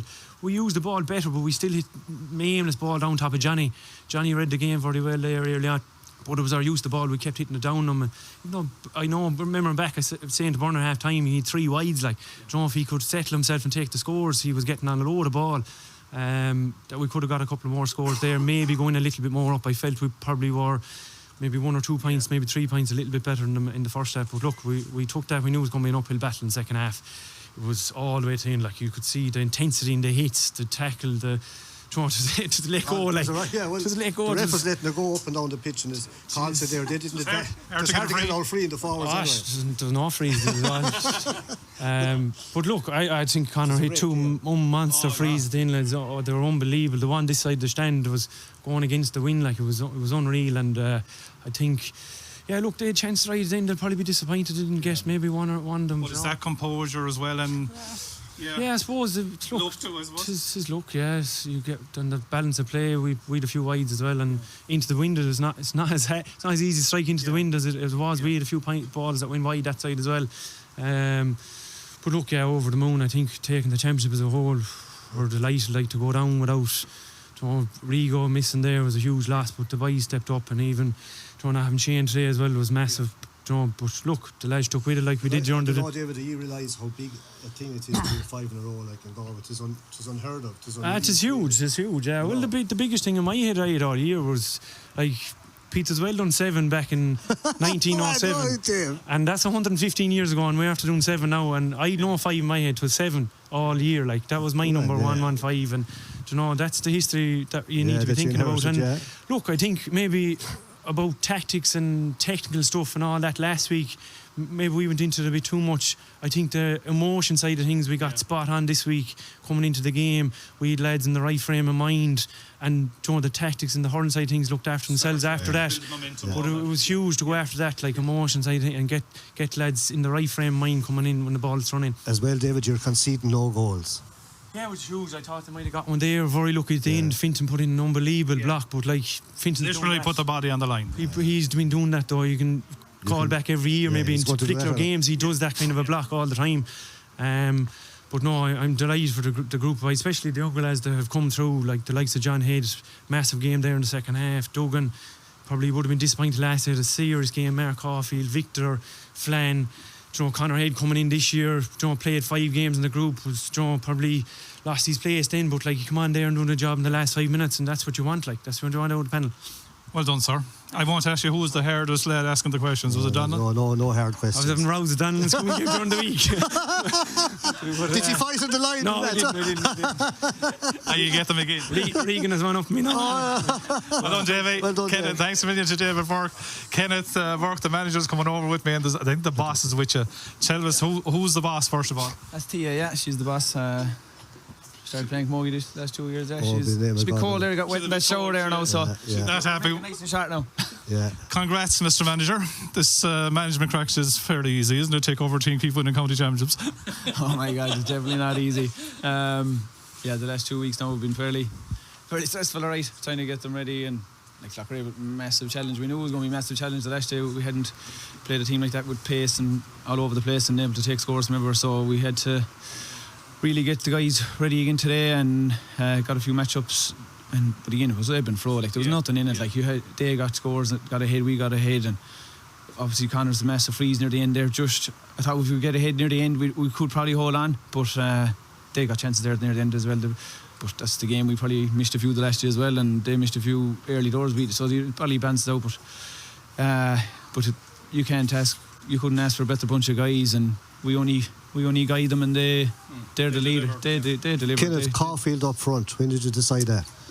Like after the last day, I suppose you said to Dave, they definitely dictated the game the last day in matchups, and we were following them all over the place, trying to figure out who was who, and we had to figure out how we were going to upset them a small bit maybe. And like Mark had played the forwards for us before, so we didn't really mind with Regan gone, so we probably needed a bit more presence there as well. So we said we put him up, and since Shane got injured during the week on Wednesday night, so it didn't help either. But is that a bad injury? Is he back for 3 weeks or? He'll be out for 2 or 3 weeks. Not too, but yeah, he was out today, but he should come around quick enough. So had to reshuffle in again. Putting David back there, good game there in the second half, clean, getting left and right, and yeah, we just have to back them and trust them that they're going to perform. And like we talked about individual battles, and win your individual battles first, and then the whole team will lift from there. Like when the final whistle blew last Sunday, it's probably the result you as manager it's the last result you want in a way. Okay, you're still alive, which you take that obviously, but your head must have been spinning. I talked to David about that, the point of only a week of you were analysing what you're after seeing, you're getting away from it, then you're probably eating the videos for the next 2 days, then you're, as you say, what can I do now that will, but then thinking or whatever, your head must have been spinning early part of the week, I would say. Yeah, there was a lot of there wasn't much work done for Colin Burke Electrical. I would choose another one. You can tell them now you're all right. You'll make up for it next week. I have a grand little corner on the back. I'm hiding. But there's a lot of things in your head, I'd imagine. Oh, there's a lot of things there going on in your head. You're trying to figure out where do we, like David said, we started very poorly, but we finished fairly well. Probably could have went a point or two ahead near the end, and they obviously got a great score to level, so probably the draw was a fair result. You were 4 points down, 52 minutes gone, so at that stage we definitely would have taken the draw. We probably didn't manage the spare man too well, so we spoke about that. And again, it's just about massive communication on the field and trying to, you'll be trying to mark a man, but they're moving the whole time, so we just have to tag a man, where the danger zone in, like you said, the middle. Like they got a lot of try down the middle, so we definitely trying to shore that up the last today. And I hope, thankfully it worked, but they still got good scores, like they're good hurlers, so we had to come up with a plan to upset them small, but thankfully it worked. Mark did very well today, got into little pockets of space. David, if you won the toss today, what were you going to do? What were the instructions to the captain? I would want to play against it, yeah, because I think the wind, it's more of a psychological thing, and it probably wasn't as strong there today. It was, the forecast said it was going to be strong, but it wasn't that actually strong. Like, you could still score 40, 50 minutes out there. Out into the breeze. You get it out, like, which was surprising, but you probably try and sit tight, work hard against the wind, and hopefully the wind won't win Anton either. But I'd always go against it, right? Yeah. We're seeing Conor Cooney, congrats Kenneth, we're seeing Conor Cooney playing a very deep role throughout definitely the 2 finals. At any stage today I would have felt that he would have gone inside. He didn't go inside. Was that just the way it played out, or do you let him do his own thing? He's obviously a pivotal player for you, and like his performance was brilliant, and he's playing a lot of hurling close to goal, but he's actually adding to the shape. And that, do you let him do his own thing, or do you try and push him to push him in that time, but he doesn't stand there. I know, you know, the middle was a war zone there, like there was bodies everywhere, so you want one of your best players there, you need him there, winning ball, dirty ball. In fairness, again, Kyle probably did a good job, and again was stuck to him, upsetting him, and Conor still probably didn't have his best game, but he was still getting on ball and making tackles and that run down the middle. For the goal, like, it was a massive goal. Like, I think we needed that at the time. They were well on top. We needed a score to settle us. So again, we probably definitely didn't use the ball that well in the first half. We had a lot of ball down top of Johnny. We weren't happy with that, and again, that can happen with the wind. You're playing with the wind, and lads are getting sucked out the field a small bit and just lumping it down. But that's down to Loughrea's work as well. Like, they were working so hard to shut us down in the middle, not let us play them link balls there. So you play the team against you as well as shutting you down, like, and we're shutting them down. So it's not, it mightn't be your own fault at times, just how hard they're working, like. So you have to, over the hour, not panic, try and get the better of it over the hour, and thankfully we got the few scores near the end there. Down that home stretch, I mean, Loughrea will probably point to chances they had that they didn't take, but ye took the majority of years, and probably on 1 or 2 plays showed a bit of composure to keep ball even, because no more than last week when you were down to the last minutes of a county final, it's awful easy up here, and no matter how many times I say you go through it, that is pressure, isn't it? That's massive pressure, like, and lads have to really trust themselves and be brave and look for the ball, and like, everyone thinks they're so tight as well. Like, you spill the ball, they're on top of you straight away and it's gone, you're turned over. So no one wants to, you just have to be brave and believe in them, and they use the ball very well there coming out the middle the last few minutes. Like we said, we spoke about that, taking a little bit off it, working through the lines a bit more, because what we did in the first half, we didn't want that happening again, lumping it down top of them. Johnny's sitting there and he'll use it all day, like, so we used the ball well, but that was, the lads were making options, making the run. That's the work rate off the ball that you have to do, and make yourself available for the pass, and thankfully we got over the line at the end. Finally, you'll have to go to that Squite spot again and work, because you have another match coming up in 3 weeks. Is it on 3 weeks? I think so, yeah. I think Tara is getting married as well in the middle of 12 done to Shawnee Healy last night, 4th All-Star as well. Great achievement, yeah. Yeah, so it's a little bit different than normal in the sense that, well, I suppose it's a continuation of the championship. Is it easier almost, like you're in the flow? It'll be different, yeah. It'll probably be a balancing act. We'll enjoy the couple of days now, and a lot of sore bodies there now, and we've obviously a few injuries, so I told the physio there now, you're going to be earning your pound now the next week, so he was laughing at me. So we'll have to regroup. Like we massive task ahead of us again, whoever it's going to be, and we'll be ready to go. Kenneth, well done. Congratulations.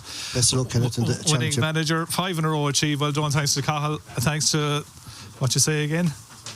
Yeah, well done. She's there and she's after getting wet. She's not happy, but I tell you, when she sees Daddy again, now she can bring him off there on her own. We'll wrap it up here, lads, with the two sirs. Niall is with us here as well. Niall, your thoughts? Well done on getting them all. What's the mood like down there in the dressing room area? I'd say great. Just they're happy enough. Like, they mightn't be too happy with some of the Galway BFM lads, all right. Like, but you know, I was getting stick both sides from Loughrea and St. Thomas's. But anyway, get used to that. That's good to know they're all listening. Good to know they're listening, is right. Yeah, but it was the great emotion down there from St. Thomas's. The fact that they have 5 in a row, you know, I think that was a big thing now. It was a huge thing for them, and a lot of them have been talking about that. The supporters, I was talking to Seamus Gigg and Joe Larkin, those guys who have been involved with the club for many years, and they spoke about that and they were delighted with that. But for Loughrea, you have to feel for Loughrea. It was a fantastic game of hurling. Two really good teams. Thomas's, I think, showed their experience coming down the straight, and I think we said that, you know, the last while as well, that coming down the stretch to see how things would go, and Thomas got in front, and Conor Cooney nailed 2 superb frees, I think one on either side of the field from a long way out. Loughrea's ones, unfortunately from their perspective, went wide, but St. Thomas is in the All-Ireland semi-final in 3 weeks time. That's unusual now. Obviously they have a wedding that weekend as well, and they'll be playing the Ulster champions, and that won't be easy, but you know, they'll be delighted. They'll hope to have Shane Cooney back, possibly. They'll hope to have James Regan maybe back as well, and they'll be strengthening their hand as they go forward, and we wish them well in the All-Ireland series. But Sean, I think it was very noticeable there when we were interviewing all the lads. If you notice what Fintan Burke said, like they were beaten last year in the match, probably played their best game ever. Sickener to be beaten by Ballyhale. They made a vow, they're back now where they want to be, and to me this year they're on a mission to win. I know they wanted to win 5 in a row. Even David thought, and David was thinking, he said that Peterswell did 7 in a row.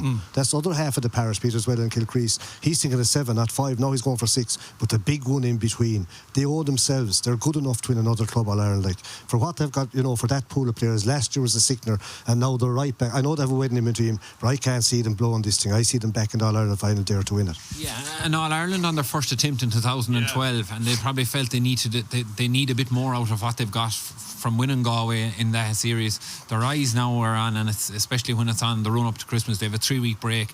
They're in a great condition as such if they can get Regan back and they can get Shane Cooney back in that time. I don't think Sherry is due to hurl this year, but they've been hit with knock after knock. This is definitely the most difficult championship they found, for nothing else other than the injuries they've suffered. And like, they were on the ropes versus Clarenbridge a month ago, and they dug themselves out of a 10-point loss. They're a team with brilliant character, and when it really came down to it today, you see the performance of David Burke at centre back, the performance of Cooney to nail the 2 frees, and the effort he gave. He set up the goal in as well, and they have multiple players that can chip in, and the trump card on top came with Caulfield. No way we didn't mention anything about Caulfield going to forwards Friday night. We couldn't have seen that. Niall did. No, Niall was saying that maybe be well, like I'm just saying, sir, he was saying it to be an out under the high ball. What height is he, lads? He's talking. We thought Conor Cooney was a big man, but Mark Caulfield stood beside us, and he was savage, huge entirely, in fairness to him. But 1-3 in the county finals, you know, he'll be living on this forevermore, in fairness to that. The 2 points in a row just before half time, both came from either side of the field, both came from Caulfield, like a player that you wouldn't have associated with a free flowing scoring, and that was a huge addition going in half time. The players, from what I talked to some of the lads there, they found the energy that was very sapping. Obviously there was less breaks with less amount of frees in the game, so like they were panned coming in at half time, and it was just a matter of being able to sustain that as the game went on. But a great contest, and Loughrea will be very disappointed, but I think they'll have their day in the sun yet. Yeah, you'd see, talking to the boys, we kind of knew it anyway. Thomas set out this time not to let Loughrea start a mile, like they dictate, and they did dictate the pace all through. Now Loughrea came with them and stood with them the whole way, but compared to last Sunday, it was Loughrea dictated the pace. It was played on their terms last week, but by God, on this week it was played on Thomas's terms. You even heard David Burke saying he didn't sleep Monday night thinking, remember that ball he couldn't, he's trying to stop as John Carey going up, and he couldn't just get there. He knew himself, but that still tell you how deep they think about it. That'll tell you the character that these lads have, like, and you know, to me, they've won a great county final. Loughrea will be very disappointed, but I don't think their season is over. They'll want the big one. Sir Farrell, Sir Donlan, Niall Canavan, thanks right throughout the year and the afternoon for all your coverage. We're actually again in 3 weeks' time. Thanks to Donlan Sullivan on sound, thanks to our partners in Stream Sport, thanks to everyone that's been involved. We've had 2 great county championship finals in Galway. This one ends with a 5 in a row done by St. Thomas's. We hand back to you now. The final score in the county senior championship final was? I think it was 114 to 16 points, but I'm not quite sure. I don't have it in front of me at the moment. That was the question. Thomas won by a point anyway. Slow and go fall.